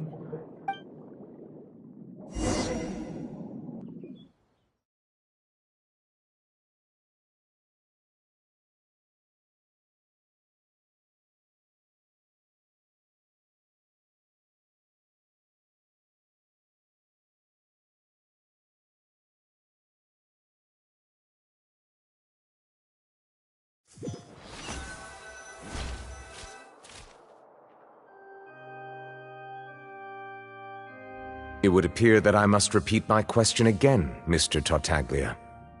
Do you accept the charge that you are the true culprit behind the serial disappearances case? To be perfectly honest, I don't understand your country's complicated court system, or the reason why I'm being charged with something I've never even heard of. However, I did hear that people who have been charged can choose to participate in a duel to clear their name. Is that right? In which case, as long as I accept the charge, I can have an all-out fight with that champion duelist Clorend, right? I've got to admit, that's one of the most enticing offers I've ever received. When I privately sparred with her last time, she was obviously holding back. Real disappointing. Hey! Don't you understand? You're currently the prime suspect for a major case. This isn't the place for you to be looking for fights. Oh? Sounds like the Hydro Archon wants to lecture me on the ways of the Opera House. Then why don't you duel me too? I'm the kind of student that learns best in the heat of battle. No. That's not what I meant. Alas, it would appear that communication with the defendant is going poorly, and we have made very little progress. In that case, let me explain everything from the very beginning again. The goal of this trial is to determine the culprit behind the serial disappearances case. That case had nothing to do with him. You've got the wrong man.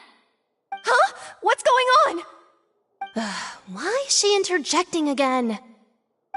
I told you it couldn't be one of the Fatui Harbingers. Miss Navia, this is the second time you've interrupted the court proceedings. I only tolerated your behavior last time because you were able to provide the court with a key eyewitness. But that was an exception rather than standard court protocol. I can very well charge you with contempt of court for your interjections. Oh, please. Did you ever think I had any respect for this place's pointless theatrics? We can put that discussion aside for now. I'm not here to argue with you. I'm here to charge the true culprit behind the serial disappearances case. And if my charges prove true, then Tartaglia here will be proven innocent by default, correct? Oh, a young lady has charged in and offered to clear my name. How fascinating. Well, I'd gotten half bored to death by all these rules and procedures anyway, so I'll take you up on that offer. So, Your Honor, is there nothing else for me to do now? You may take a seat for now in the audience, but that doesn't mean the suspicions against you have been lifted. Now then, Miss Navia, who is the person you would like to charge instead? That person is...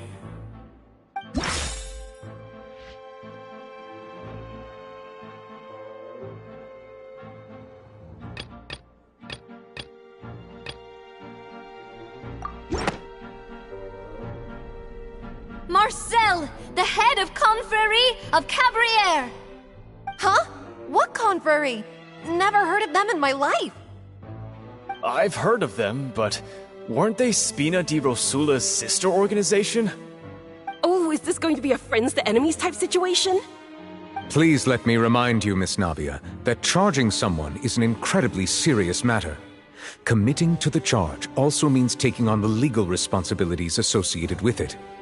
And if the charge fails, depending on the circumstances, you may also be charged with the crime of making a false accusation. Knowing this, do you still wish to charge this man? Yes, I do. In that case, I declare the charge to be valid. Miss Navia and attorneys, please take your places on the court. Members of the guards, please contact Mr. Marcel right away so that he may stand trial.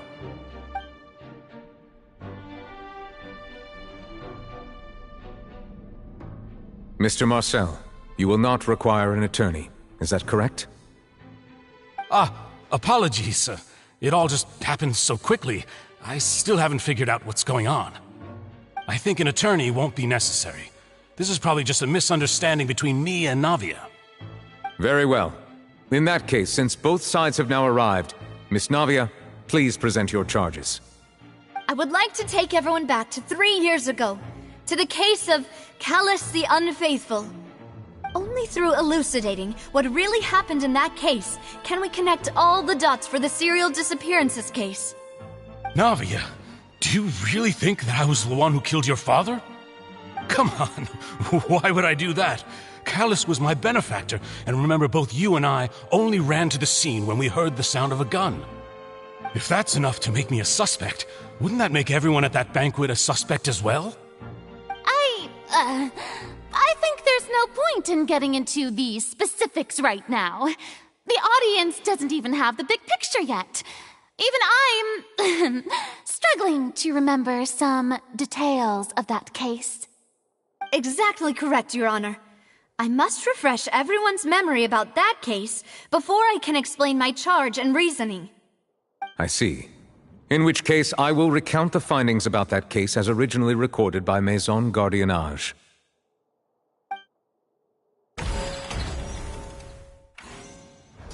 On the day of the murder, Spina di Rosula hosted a large banquet in a countryside estate owned by the Confrérie of Cabrières.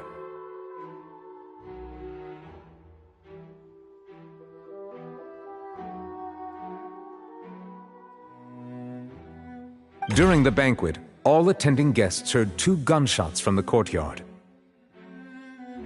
When the guests arrived at the scene, they found the primary suspect, Callus, holding a gun, while his acquaintance, Jacques, lay dead from a gunshot wound. The guards' investigation did not recover any other firearms from the scene. As a result, they concluded that the suspect's first shot must have missed, while the second must have taken Jacques' life. The suspect did not dispute this conclusion, and also declined to defend himself in court. Instead, he chose to prove his innocence through a duel. Callus was defeated by champion duelist Clarande in the ensuing duel, and soon succumbed to the injuries. These are the known facts about the case. The one with the motive to kill was Jacques, not my father. And even so, Jacques still had no reason to pull the trigger. In truth, the third person shot Jacques first, and was shot in turn by my father when my father seized the gun from him. After that, the true culprit turned the third person into water, erasing all traces of him from the scene. Thank you for the summary, Your Honor. Of course, the guard's conclusion appeared quite sensible to us at the time. However, we should revisit the case now that we've gained new information about the abilities of water from the primordial sea.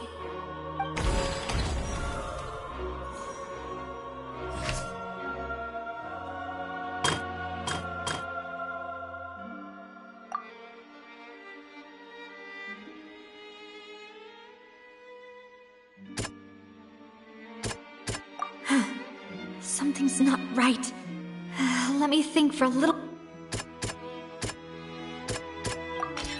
The testimony of the victim's family confirms that Jacques had thoughts of assassinating Callus when he set out for the banquet. However, in the end he reconsidered, and instead shared everything with Callus, hoping to seek the latter's protection.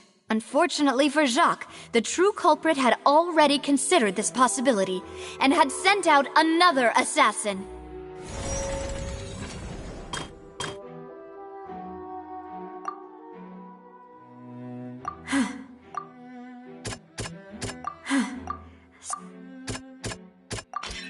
This assassin first shot Jacques, then turned to shoot Callus, only for Callus to wrestle the gun from him and kill him instead.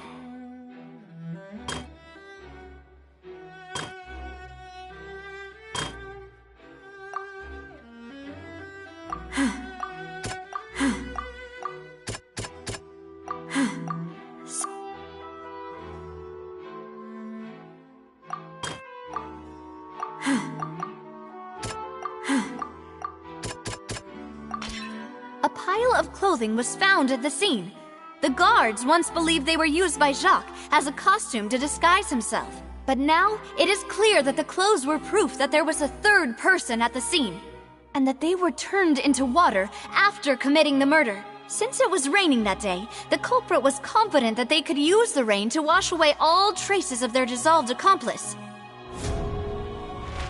Realizing this, the true culprit caused the hired assassin to dissolve into water, leading everyone to believe Callus was responsible for Jacques' murder.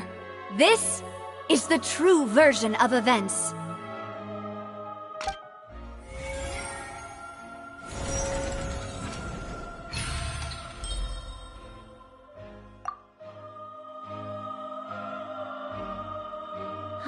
So that's what happened. Wait, you're telling me something as dangerous as water from the primordial sea has been used for all these years? What a great theory. It also explains Callus's and Jacques' respective motives. I guess they didn't shoot each other after all. Mr. Marcel, you are the one being charged with the crime. You should provide a rebuttal if you wish to prove your innocence. But I think I agree with everything Navia just said. In fact, there was nothing in her speech that directly implicated me. Then, may I ask some questions? In my opinion, we primarily need to determine two things. One, do you have the evidence to back up your claims? I'm afraid not. At least not at this very moment. Boo! If you don't have any evidence, you should just go home! I may not have the evidence with me, but I know where I could go to collect it. If we look up the deserted clothes against a record of people who went missing around the same time, we should be able to find a match. Considering the serial disappearances case, the guards probably kept careful records of all missing persons from around that time, regardless of age or gender. That makes sense to me.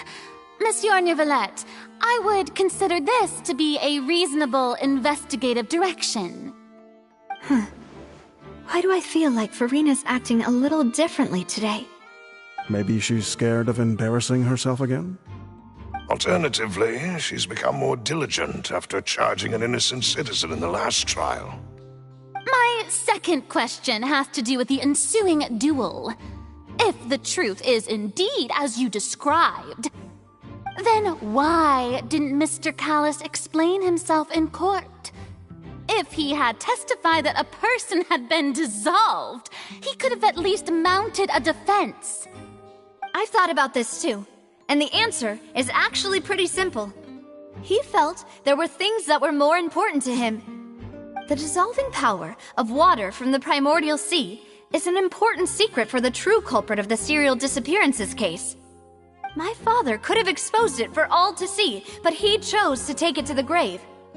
At that time, Spina di Rosula was in dire straits, and his reputation had already been shattered. He had no guarantee that going forward with the truth would allow the culprit to be brought to justice. What was certain, however, was that it would paint a gigantic target on my back. Boss once told me that Demoiselle had already been selected as the next target of the serial disappearances case. What? If the secret had gotten out, the culprit would have fought an all-out war with Espina right there and then. I wouldn't have been the only one in danger. All of us would have stood to lose our lives. Of course, the guards might eventually figure out the truth of the matter and determine that we were in the right. But what good would that do? How can a hollow verdict protect anyone? Had this opera house ever given my father any kind of confidence in its brand of justice, Spina di Rosula would have had no reason to exist. But by staying silent, we retain the ability to deter our opponents and continue the stalemate. I was able to become Spina di Rosula's president, which made me harder to target, as well as giving me more time to grow and learn. And once I have figured out the truth and stepped up to the challenge, I will do what this opera house cannot, and restore my father's truth and honor back to him. So, you mean to say, your father intended to die in the duelist's ring? That's right. Do you have any proof? Of course. All you need is to ask his opponent, Clorand. I don't need your apology, your guilt, or your support from the shadows. You don't have to do anything for my sake. But since he entrusted his will to you, Clorand, you should tell us the truth about his sacrifice. So, during the duel, did you believe that Callus was intending to die? Yes, I did. As a champion duelist, I've fought many battles and taken a countless number of dishonored lives.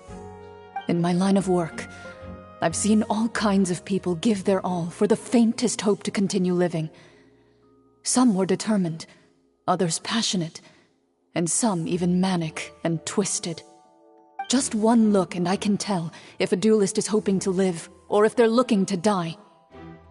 I hereby swear on my name and honor as a champion duelist that Mr. Callus never intended to leave the ring alive. Since that's your testimony, I have no more questions. It appears there really are good grounds to reopen this case. I concur. However, Miss Navia, you still have not explained the link between your father's case and the serial disappearances case. Right? What she said was fascinating, but kind of beside the point. Wait, weren't they just talking about the serial disappearances case? Of course, Your Honor. The two cases are connected via a matter of timing. In my father's case, the culprit intended to kill both Jacques and Callus. As a result, they planned to act after hearing 2 gunshots. And, at the end of Linny's trial, the culprit also only dissolved the victim in front of everyone because they realized they were at risk of being identified. The culprit could only time their actions so precisely if they were already at the scene. Coincidentally, Marcel attended both the banquet and the trial. So that's why you suspected me.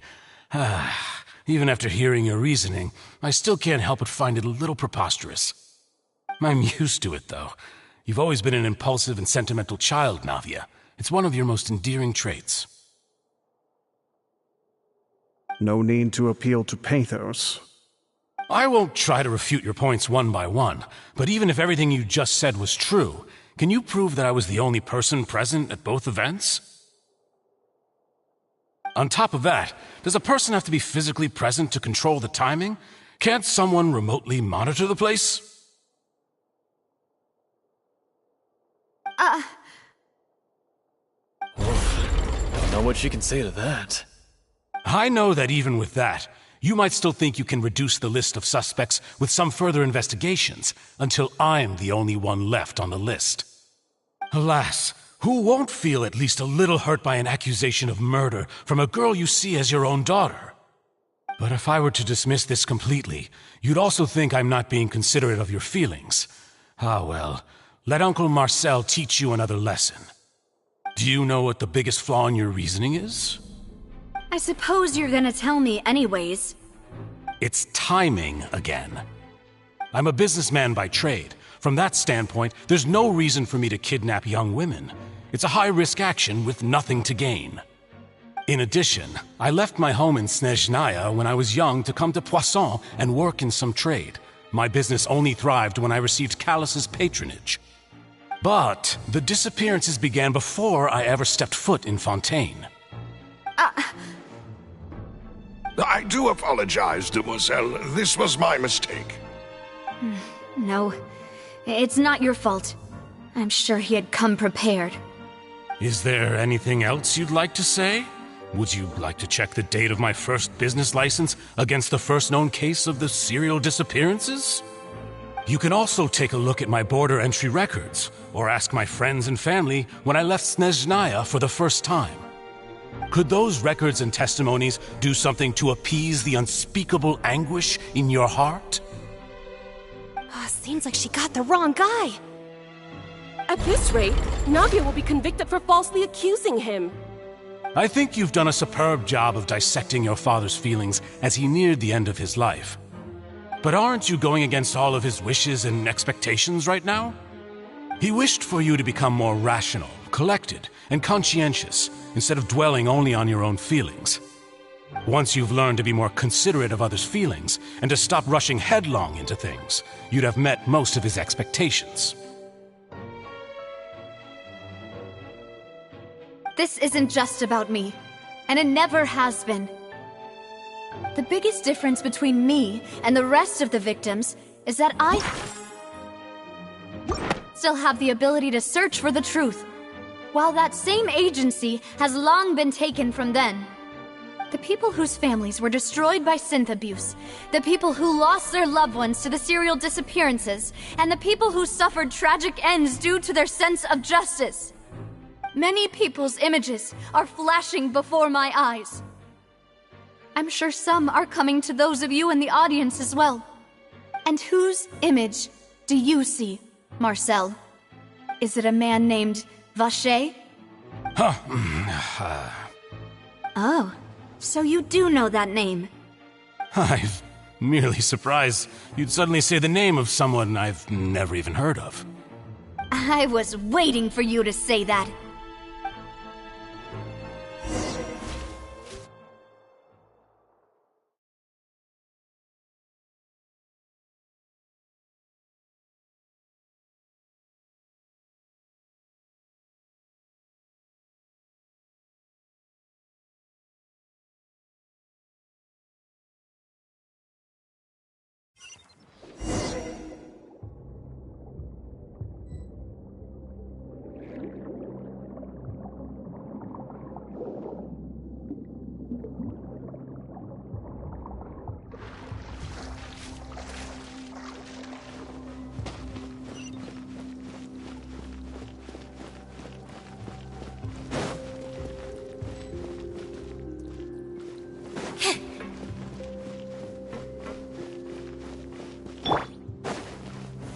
Gather! My apologies! Surprise! Shadows of fate! Yeah!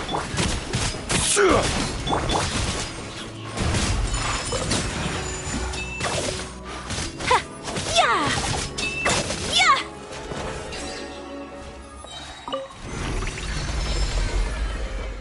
Whoa! The floor is going up! Is it because of this mechanism in the middle? That guy really prepared a lot of stuff for this place.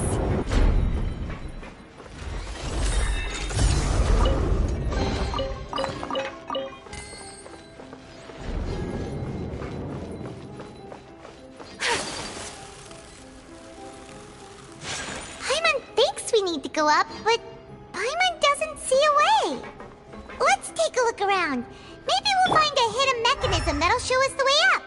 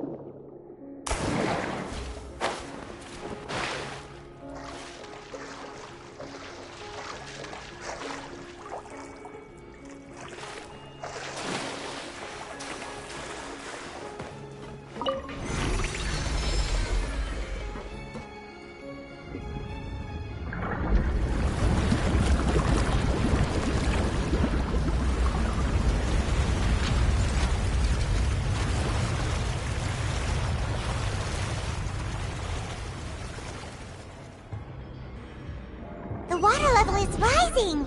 Now we can swim to the top. But this is still a ways away from where we need to go.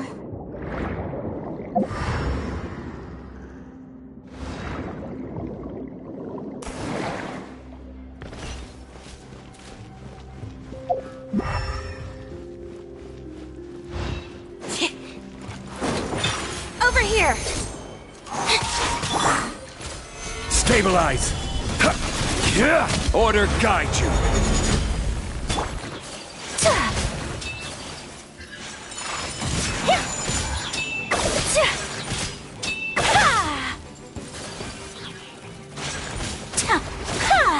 Kamisato art! Sumetsu! Gather! Whirling snow!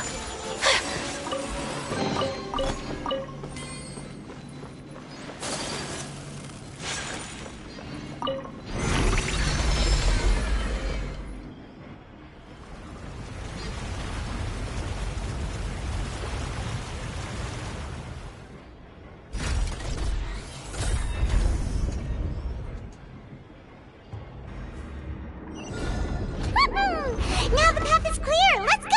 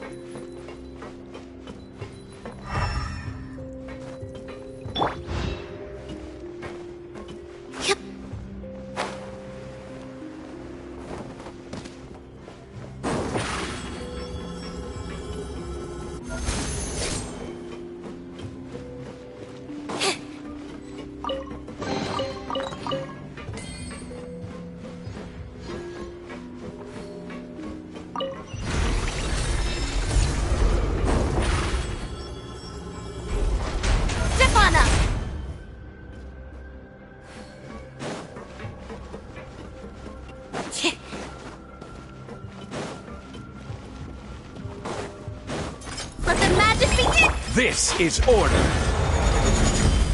Solidify! Decided by destiny!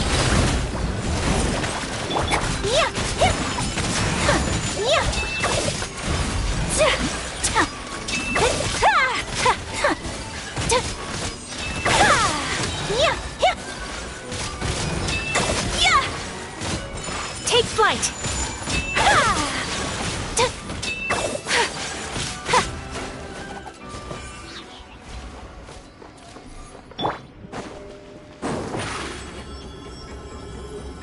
Over here!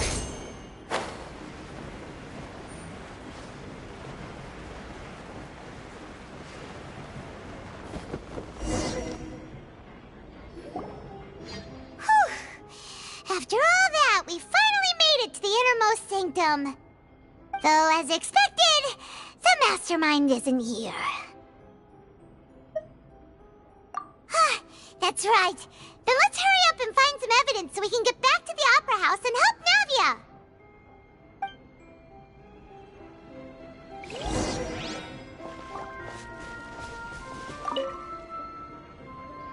What's all this? It's a bunch of really cute things! Pink accessories, a hair tie, a necklace, even a makeup box! Oh, Paimon sees it too, but why are all these cute things labeled with different girls' names? Huh? You mean the girls from the serial disappearances? They were brought here? And then they were turned into water. And all the boxes of things, these names. That means... Oh, this is terrible!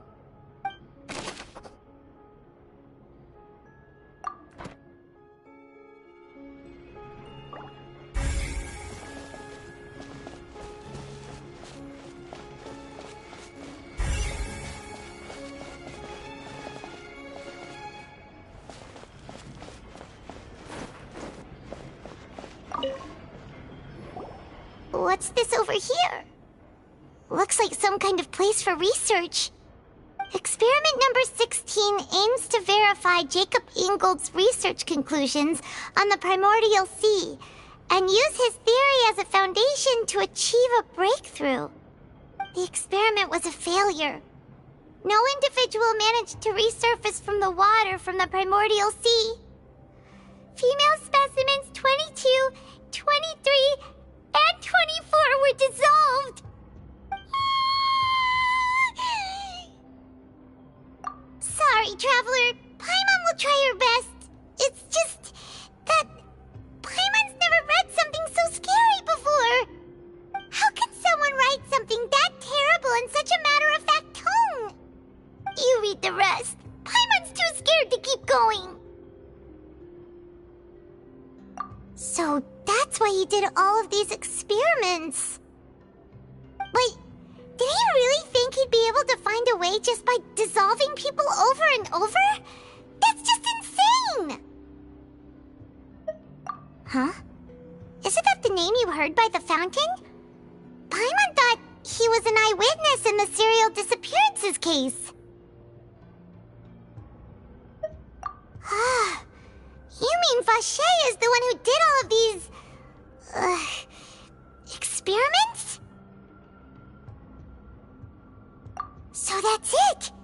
Vache was no victim, but personally took his lover and...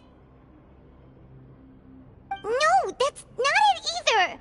If that's the case, why would he want people to resurface from the water? In any case, Paimon will write it all down.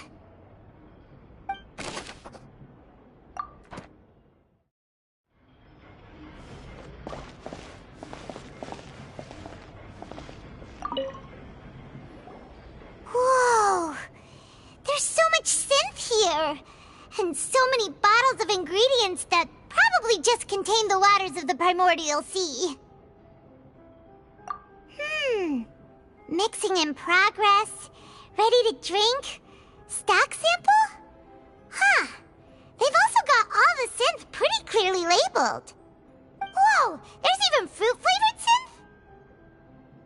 Yep, it's super obvious.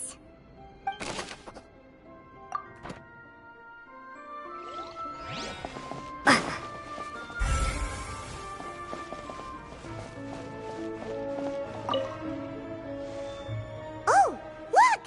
There's an important-looking basin over here, and it's full of water! That means this is where they make all the synth! And that special water is the main ingredient! If you dilute it with normal water, you'll get synth, but the pure stuff can dissolve a human! Paimon will take notes on this incriminating evidence.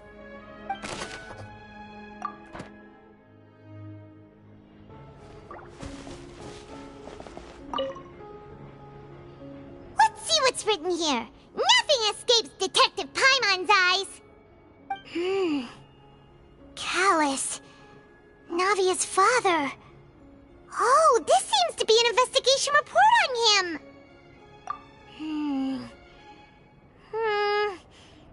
Yep, it's about finding someone to assassinate Jacques and Callus because of a lack of confidence that Jacques himself would go through with it. This should prove the existence of the third person, right? We still have not determined the exact content of the key information Callus has passed on to certain members of his organization. The old dog's a real menace to deal with.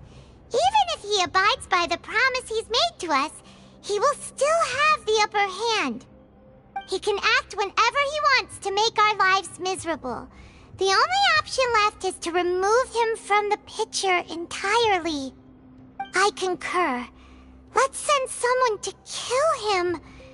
He won't declare war as long as we don't touch Navia. Oh, seems like we've got a bunch of correspondence between the higher-ups. They're all just so evil.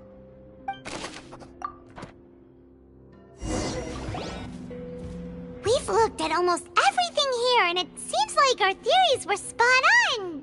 But...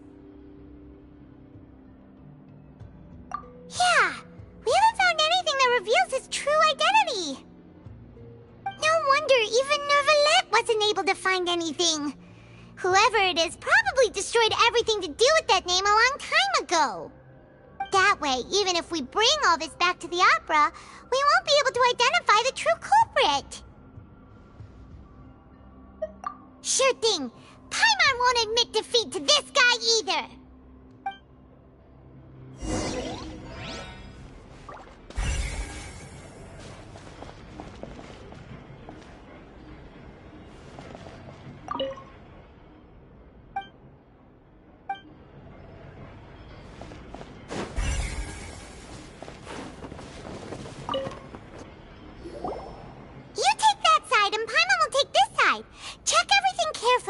We'll find something for sure.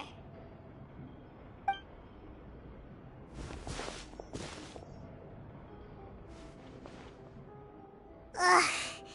Nothing at all. And Paimon can't even find snacks either. Whoa, really? Let Paimon see. Vinier. Isn't that Vache's lover's name? Then you found her diary. Let's see. Aw, it's just a normal diary chronicling their love story. She was so sweet, too. Oh, Paimon feels even worse for her now.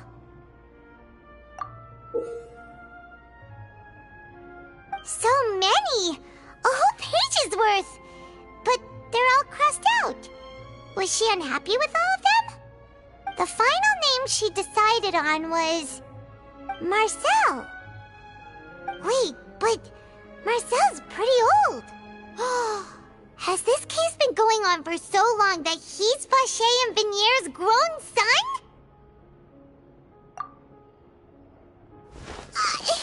Hey! Paimon still hasn't figured it out yet.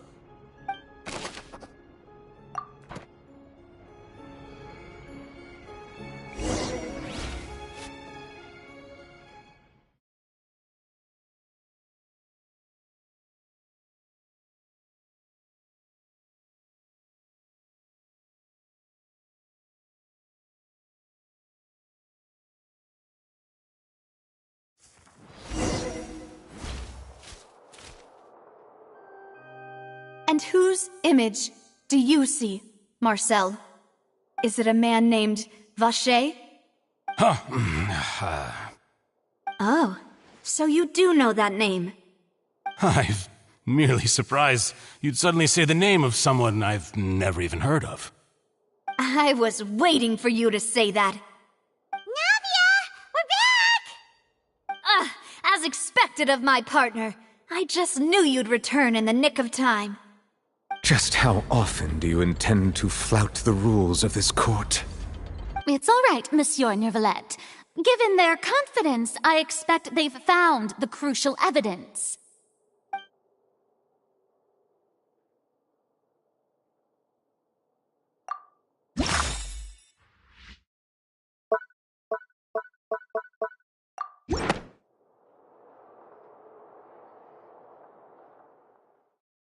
But the truth of it, Marcel, is that you've always been Vache.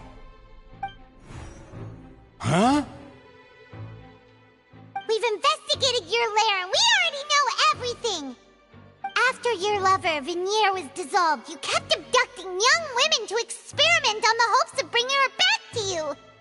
You even created Marcel as a new identity and destroyed all records of your past as Vache! So that's it. Even the villains in opera performances rarely go that far. And with that, Marcel's motive has now been established. This information regarding your past also dismantles your prior timing defense. Well, Marcel, do you know where you went wrong? You fixated your gaze on the lover that passed away, instead of paying attention to the living people around you. So, you never noticed how we changed, or how we grew as individuals. You also never understood Boss's real expectations for his daughter. Or our determination to see things through. Your determination. Mr. Marcel, please speak up now if you would like to defend yourself. Otherwise, the trial will move on to the next stage. Do you really think I wanted to do any of this? Pay attention to you? What for? Have you ever paid attention to me? Ever empathized with my pain? Ever known how it feels to watch the love of your life dissolve right in front of your eyes? No one helped me. No one even believed me. All those decades ago, even the officers from the Maison Gardiennage were laughing at me. They said there's no way a human being can turn into water. So I must have gone mad from grief. Vignier's death was brushed away by all of you as if it didn't matter at all. Well, now you know, don't you? Ha! Well, it's too late now. All those who were dissolved are gone forever. You only have yourselves to blame. You set up this ornate opera house in pursuit of your so-called justice, your beloved drama, while turning a blind eye to the suffering of the people. Vignier is dead. We promised each other that we would always be together. Wherever she goes, I will follow. But I'm not from this blasted place, so I can't be dissolved, no matter what I do. Hey, is that water from the primordial sea that he's drinking? I can't dissolve! Can't dissolve! Can't dissolve! Do you all see? I can't go, I can't follow. So if I can't go where she is, what choice do I have but to try to bring her back? I did all of that, and in the end, that accursed Callus still got the better of me. I spent my entire life living on pins and needles, only to get stabbed by his idiot daughter at the very end. The suspect is exhibiting signs of mental distress. Guards, please restrain him. Don't touch me! Don't anybody come near me! I still need to save Vignier. A promise. We made a promise. Vignier. Vignier! Please, Vignier, don't think badly of me. All I want to do is fulfill our promise. At this point, the verdict of this trial is clear. With Mr. Marcel's conviction, the charges against Mr. Tartaglia no longer have any basis. Fine by me. I was in a bad mood, but after a show like that, I'm actually feeling pretty good. Traveler, please submit all the evidence you have collected to the guards, so that I might review and summarize the truth behind the serial disappearances case. The man now known as Marcel was originally named Vacher and worked as an adventurer with his partner and lover Vignier. During an underwater expedition, Vignier accidentally came into contact with water from the primordial sea and was dissolved in front of Vacher as a result. Vacher learned of the primordial water's existence through the work of others and began to kidnap young women for research, with the goal of discovering a method to restore Vignier back to life. To cover his tracks, he invented the new alias of Marcel and began to operate a business in Poisson.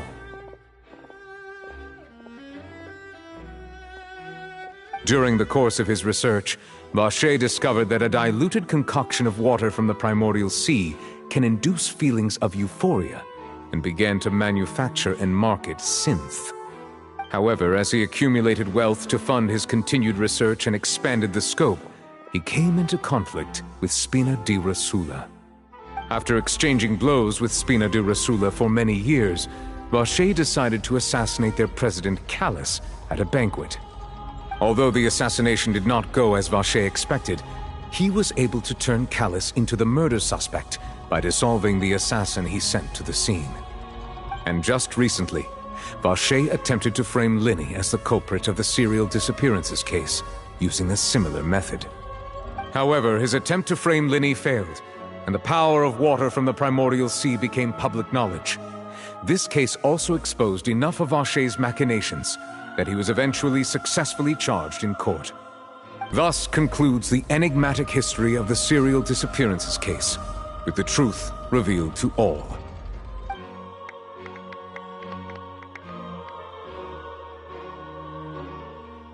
The Oratrice will now deliver the final verdict regarding the charges against Mr. Vacher.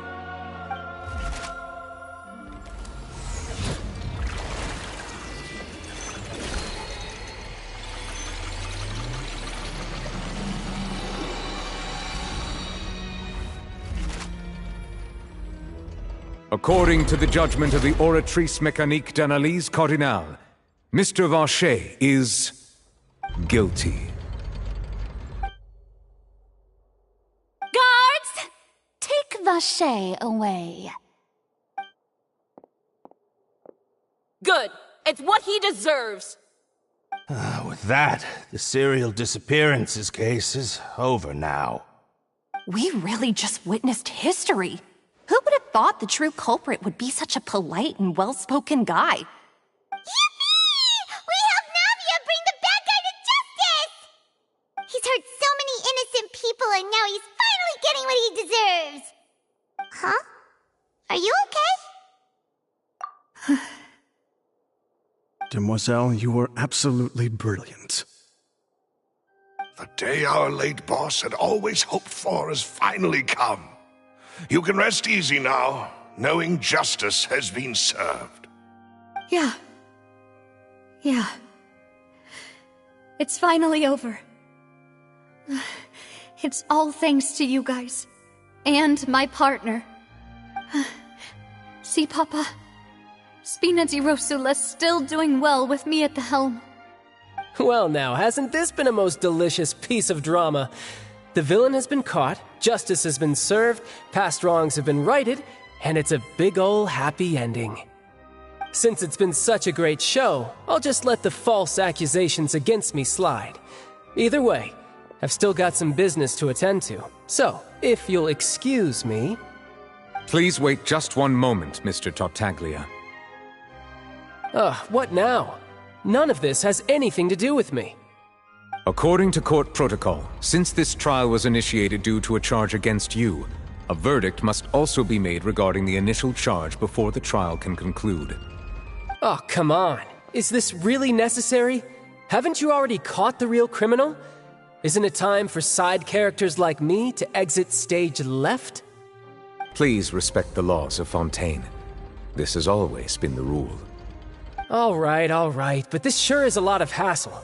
All I need to do is stand over there, right? Let's just get this over with. Through evidence presented in the public trial that was just held, it has been established that Mr. Tartaglia has no direct connection to the serial disappearances case. The guilty party has been identified, and thus it is logical to suppose Mr. Tartaglia is innocent of the charges. We now turn to the Oratrice Mécanique d'Analyse Cardinale to render the final verdict on the charges.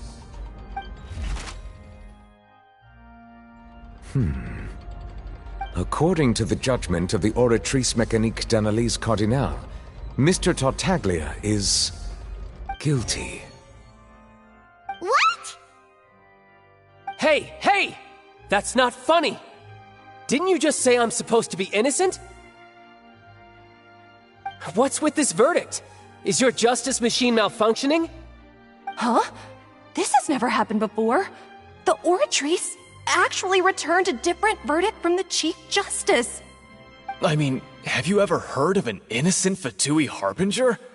Do you think the Oratrice might have just convicted him on general principle? But weren't the charges about the serial disappearances case? No matter what else he's guilty of, it shouldn't affect the verdict in this case, right? The judgment of the Oratrice Mécanique d'Analyse Cardinale is, by law, the final verdict of the court. We must accept the guilty verdict.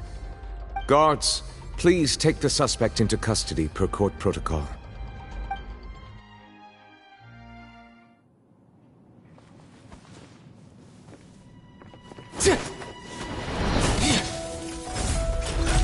So this is how justice is done in Fontaine. What a joke. You've got your rules. Well, I've got mine too!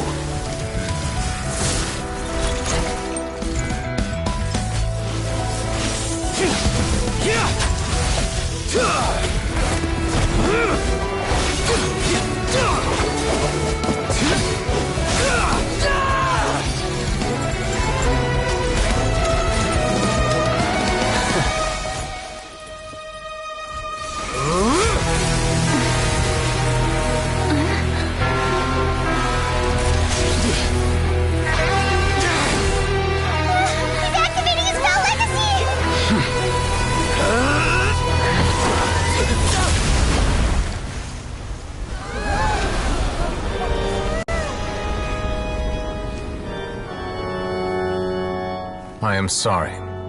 If you have been wronged, we will find the truth. But the rules of the court must be upheld.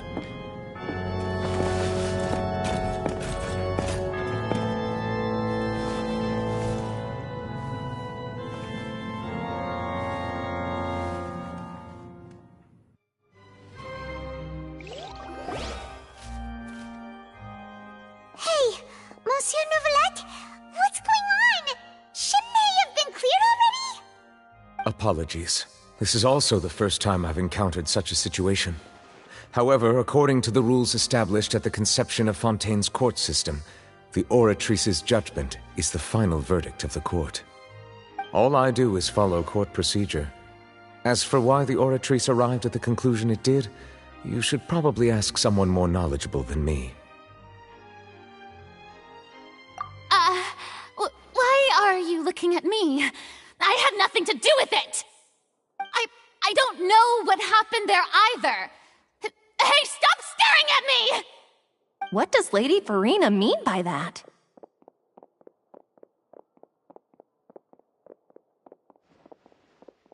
She says she has no idea either, but that's impossible. Didn't she create the Oratrice herself? Yeah, so are the verdicts reliable or not? Can results like this really be called justice?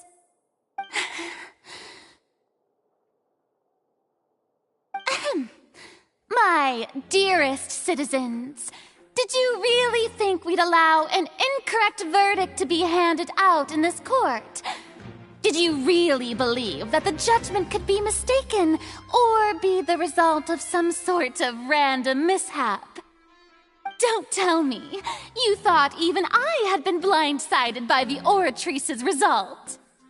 But the way she looked just now, it was pretty obvious she had no idea what was going on. However, given the state of things, I shall give you an explanation. Everything that just took place, including my supposed shock and bafflement, was a part of an elaborate performance, with every action meant to stir up drama and excitement. And, of course, for every performance there is a script. Everything has unfolded exactly as I expected from the very beginning.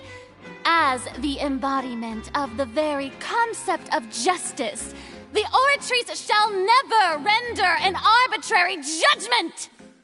If you thought Child had nothing to do with the serial disappearances case, it is only because you've been blinded by the superficial appearance of innocence.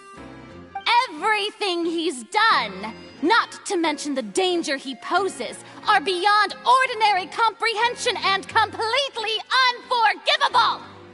All shall be revealed in time. You will come to understand my noble intentions, as well as the absolute correctness of the Oratrice's verdict.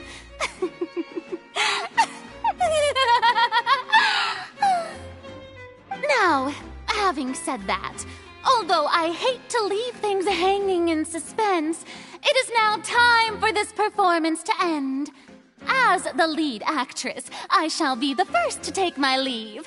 Toodaloo! So she chose to make her escape after all, did she? So you're saying we shouldn't put much stock into what she just said? She probably just put on that performance to save face. As for the truth, it's unlikely that she actually has any idea. However, please be assured that I will continue to investigate this case in a personal capacity. Just as I promised, if the judgment has been incorrect, we will do our utmost to clear his name. All right. Even though we feel pretty badly for him, we'll take your word for it for now. After all, he's done plenty of bad stuff, so he should have known he'd go to prison someday, right?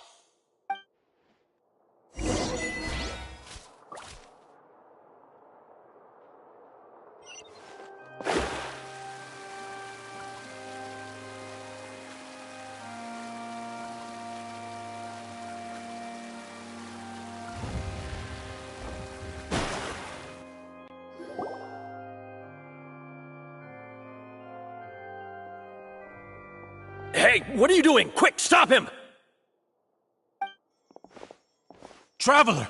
Hey! Traveler! Ah! Marcel! What are you doing over here? Stop resisting arrest! Cease, or we'll add another charge to the list! No, wait! I just want to ask the Traveler something. I'm not looking to run away. Please, just let me ask this one small thing. Go on. Thank you. I was being led away when I finally realized something. Where did you first hear the name Vacher? I erased all records of that name. So, unless... Are you still trying to prove your innocence? Give it up. You've already been convicted. Really? You did? You're sure? You met her? But how could that be? How did you manage to do it?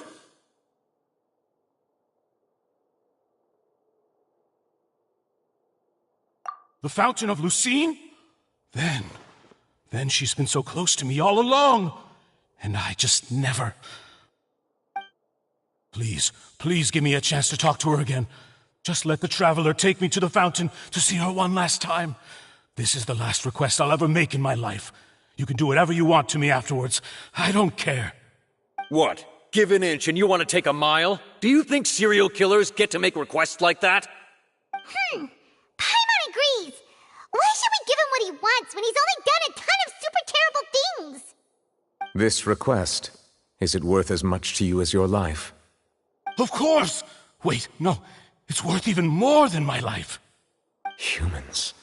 Will they betray the instinct to live just to satisfy spiritual needs? Very well. I will grant your request. Your Honor, I fear that... I will go with him. You do not need to worry about any escape. In that case, I shall leave him in your most capable hands, Chief Justice. Thank you, Your Honor.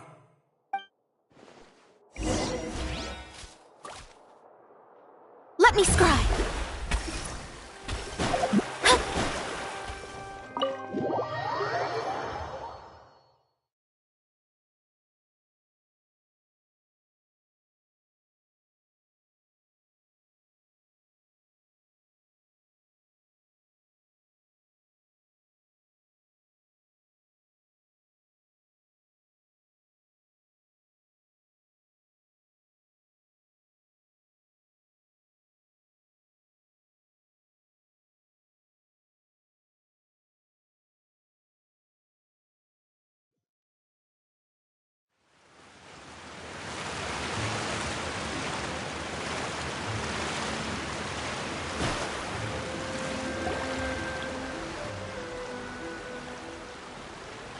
Is this the place?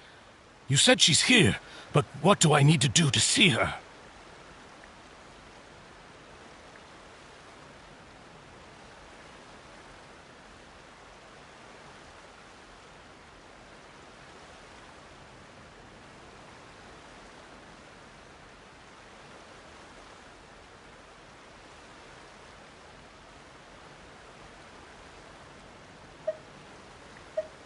Yeah, and even Paimon could hear her after drinking that thing. Didn't you just drink a lot of it on the stage as well?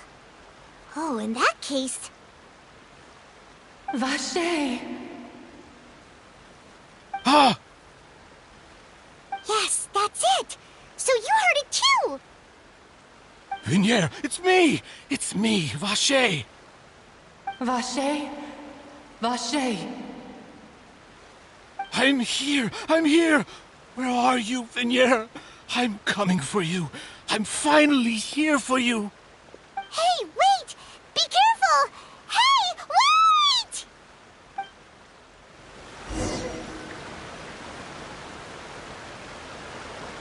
Vignier, is that you? It's me, Vache! Vignier! Vache? Why did you come? Didn't I say? You don't need to look for me. You look a lot older than I remember. How long has it been? It's been more than 20 years. I've suffered for over 20 years since the day you left. All this time, only the thought of bringing you back has kept me alive. Nothing else mattered to me. I must be dreaming. Who would have thought I'd get the chance to tell you all of my feelings like this? Vignier, you are my everything. I really don't know how I could live without you. But Vache, if you ask me, this world would be better off without you. What are you saying? If not for you, I would have finished my law degree and probably become a top-tier attorney one day. If not for you, I would have continued to pursue my love of the arts, and my works would have been displayed in the Palais Mermonia itself.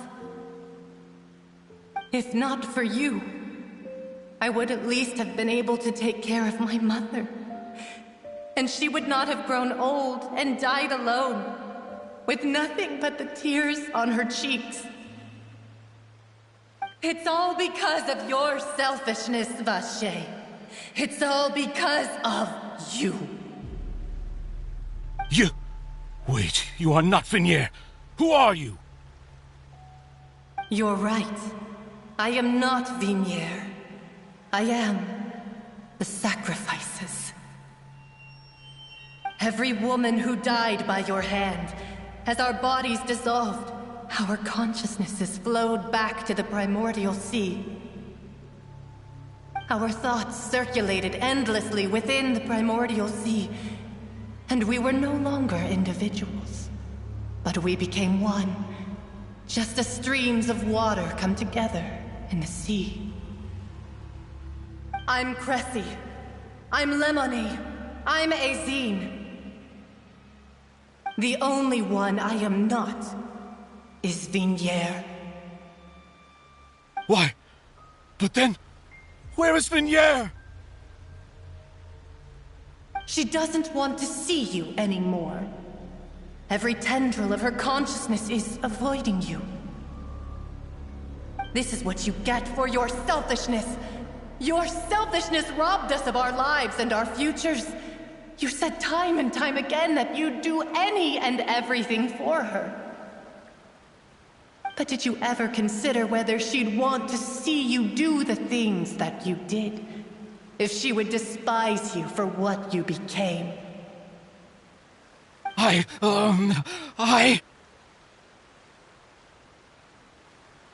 You are a liar, a heartless murderer, and a cowardly narcissist. The only thing you are not is Vignier's beloved. From the moment your first victim died and her consciousness merged with Vignier's, she has had nothing but pure hatred for you.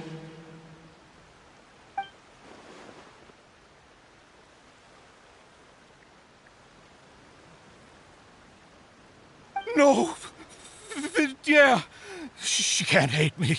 Let me see her, please. Have mercy. You still don't understand. When I said don't look for me, that came from the real Vignier. She really doesn't want to see you anymore. But on top of that, she also said that because it's her final drop of pity for you.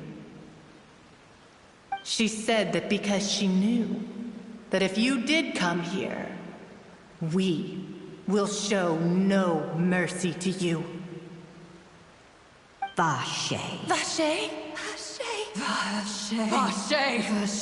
Vache! Drown.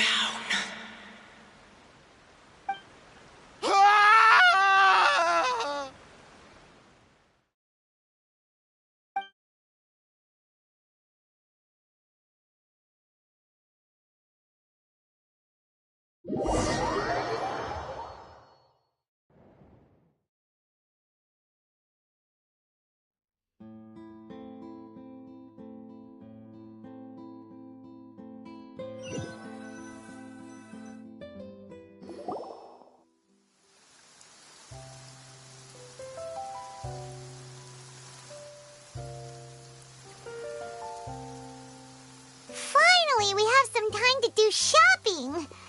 Gosh, it's really been a long time since we've been able to relax. Huh. Well met, partner. I knew something great was going to happen when I woke up in such a good mood today. Even this weather can't put a damper on the demoiselle's mood. It's a pleasure to see you both again. Oh, hey, Navia! It's been a few days. Paimon's already started to miss you. Oh, now that I believe. I'm easy to work with and always bring home the bacon. Who wouldn't treasure having a partner like me? Sounds like you're really enjoying life these days, Navia. What have you been busy with since the trial? It's just been one thing after the other. I've been making non-stop trips between Poisson and the courts in Sen. Everyone from Spina di Rosula organized a memorial for my father. We never held a memorial when he first died, since everyone knew that even if we held one back then, no one was going to come. This time, though, everyone in Poisson, and even many people from the court, all attended. So his name's definitely been cleared now. That's what we like to hear. It's been the dearest wish of Demoiselle all along. That blasted stubborn fool. I was right to put my faith in him. I'm so glad I didn't give up on the case all those years ago. Oh, by the way, I ran into Charlotte just after I left the memorial service. Well, maybe it'd be more accurate to say I knew she would be there, and there was no way she'd just let me go. Huh? So you know Charlotte too? The Charlotte? Journalist from the Steambird? Yeah, way back when I first became the president of the Spina di Rosula, she was all over me. Wouldn't take no for an answer. I believe the story was called The True Heart of Darkness, Secret Tales of the Yellow Rose. To be fair, though, it was a really flattering feature. So, we've been on pretty good terms ever since. She was trying to lean on our friendship to get me to do an exclusive piece on the serial disappearances case. Oh yeah, she told us about that. She's always been super interested in that case, so now her wish has finally come true too. Anyway, I told her to make sure that when she writes about you guys entering the opera house with the critical evidence, that you both sound really cool. Now that's another thing to look forward to. We trust Charlotte's skills with a pen for sure. Oh, and in other news, I also took Clarand out for a meal. Oh, are you two on better terms now? While you were investigating Vache's headquarters, Clarand gave testimony on my father's behalf. It was thanks to her that we were able to turn the tide. I wanted to thank her. I mean, there's also no point in being awkward all the time, so we took the chance to reconcile with each other.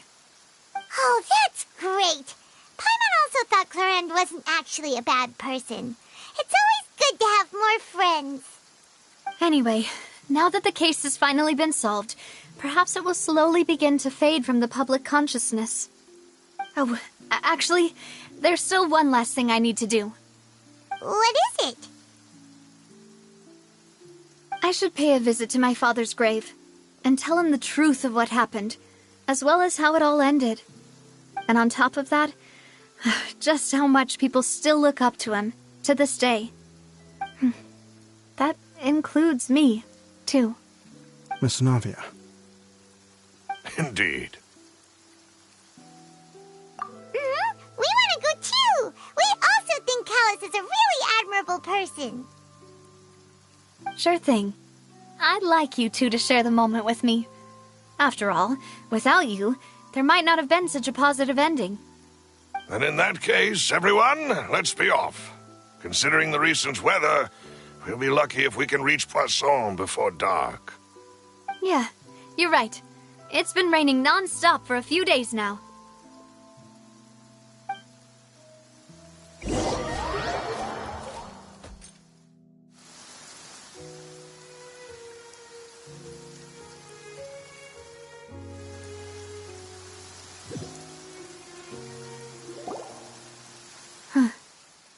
This is where my father's grave is.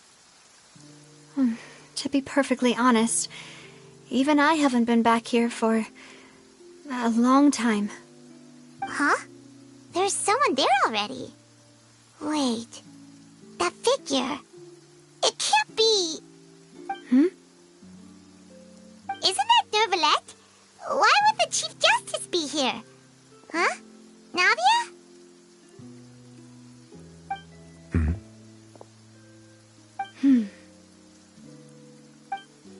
My apologies. I should have asked before coming to pay my respects. Don't say that. Sorry about that.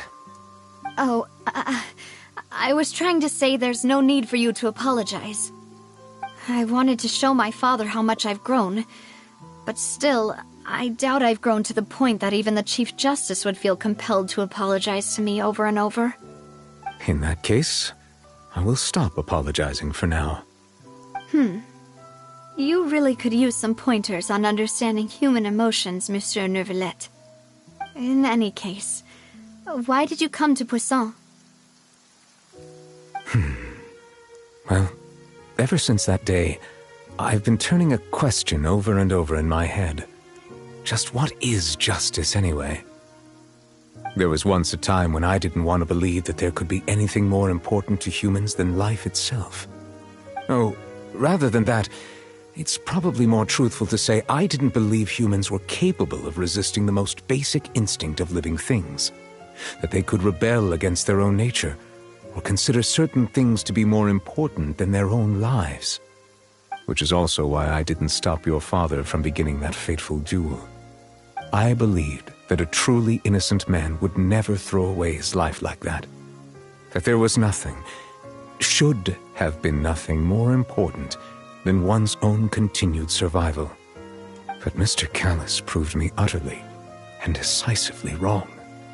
If not for his sacrifice, the serial disappearances case would have remained unsolved to this day.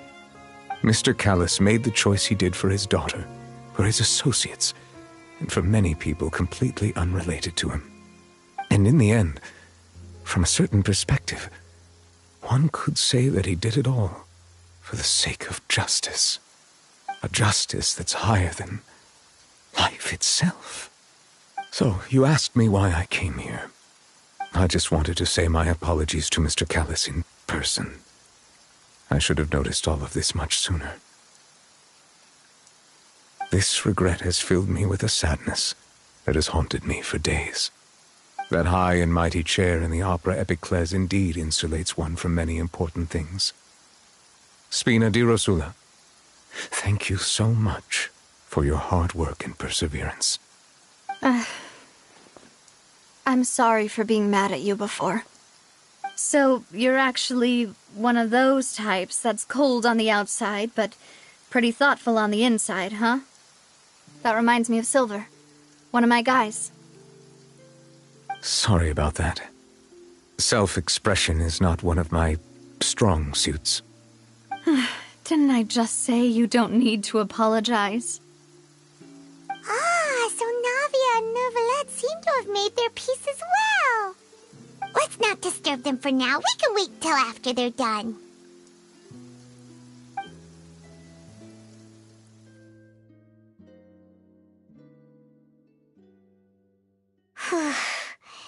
Paimon's never paid respects at someone's grave before. Did Paimon do anything rude there? Huh? Oh, Paimon didn't know that was a thing. But Paimon doesn't know what she would do if she can't fly. Oh no. Paimon hopes Miss Navia won't be too mad.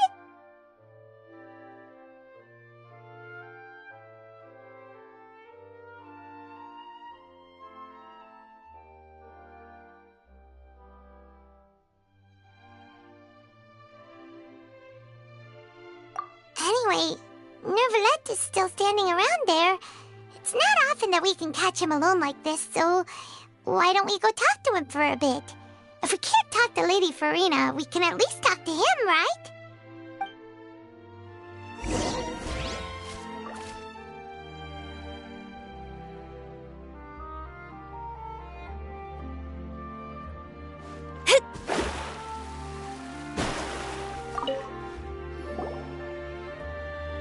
Oh, it's you two.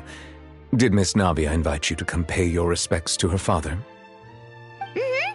We ran into Navia on the streets today, so we just followed her here. I see. Then is there something that I can help you with? Well, it's pretty hard to run into you like this, since you're usually super busy. So we figured we could try to ask you a few questions, if that's okay. Please feel free. Though outsiders, you helped us solve one of the greatest mysteries in Fontaine, and it would be my pleasure to return the favor.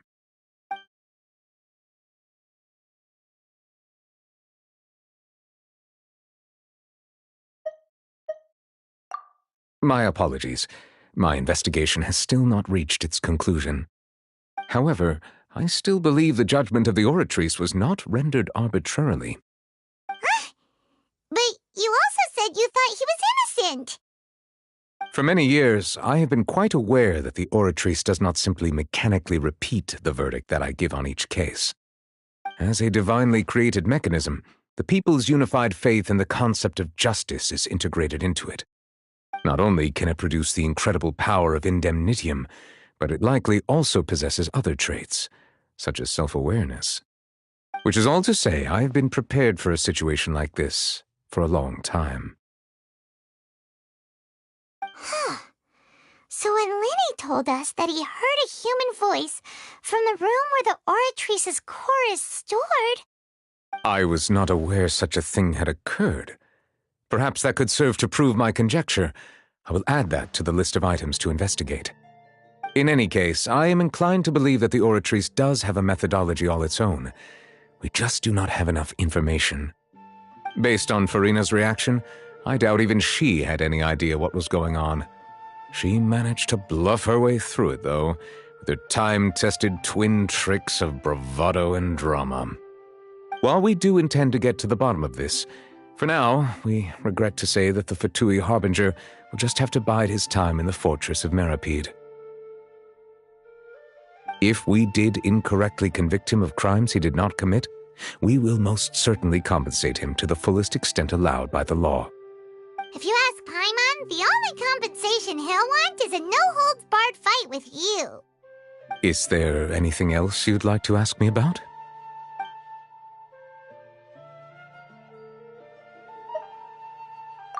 That the sea levels will rise and everyone will be dissolved in water, leaving Farina crying alone on her throne, but the sins of the people will be finally washed away for good. Does that appropriately summarize the version you've heard? That's right! It was Linny that told us back then. And that about covers all the main points. Yes, up to the present, I think we reached a point where we have no choice but to confront this prophecy directly. Rumors have it that this prophecy is rooted in the last words the former Hydro Archon left to the world before she passed away. A prophecy? Of the former Hydro Archon? Wow. This is the first time that we've ever heard of it. Two parts of the prophecy have already proven correct: the rising sea levels and the ability of the people of Fontaine to be dissolved. We should be more vigilant and stay on the watch for further signs. Speaking of the prophecy, Farina has also always taken it quite seriously. Indeed, she has been collecting information and intelligence from across Tevat for this purpose. If the rumors were true, then perhaps this prophecy is the conundrum left to Farina by her predecessor. But with Farina being the way she is, can we really trust her to solve it? Is there anything else you'd like to ask me about? So, at court, the bad guys referred to that special water as water from the primordial sea, but what is it really? Truthfully, that name is already quite accurate. I can only surmise that Vache and his ilk only learned of its nature and existence after extensive research. There used to be a special sea on the surface of this planet. The nature of its seawater was rather different from that of the sea we know today. Most of Tevat's life forms were first born in that special sea. You could say it nurtured much of the life on this planet. Huh. So it really was where everything began. It makes sense to call it primordial then. But today, the primordial sea no longer exists on the planet's surface. What Vache discovered must have been some kind of special case, or a remnant from a truly ancient age. Huh. So that's how it is. Oh, you really know everything, Monsieur Neuvillette. But if that's the case, then why would people, at least people from Fontaine, dissolve in that kind of water? Indeed. Why would the primordial sea, which was known to engender and nurture life, suddenly reverse itself and devour life instead? To be frank, that also doesn't match my understanding of this world and its laws. There must still be some unknown secrets around the people of this land. Is there anything else you'd like to ask me about?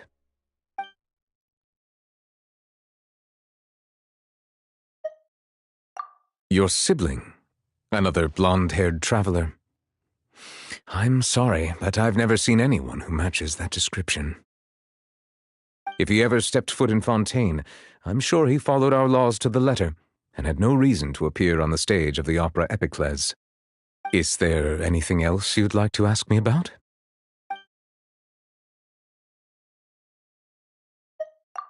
Very well. It was my honor to provide you with what answers I could. I very much enjoyed conversing with you. It will soon be time for me to leave this blissful tranquility behind and return to Palais Memoria. You really are super busy, Monsieur Neuvillette. Paimon thought you only came here to pay your respects today because you had the day off. Crime and villainy do not have the day off, and so justice must work around the clock as well. This is merely the nature of a justice's work. All right. You've got a point. Huh? Paimon just noticed that the rain has stopped.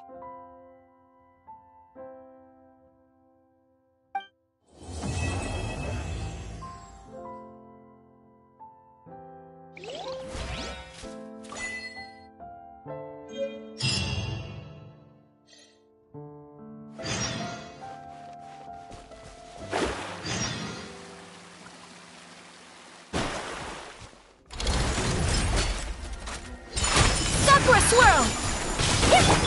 Order guide you!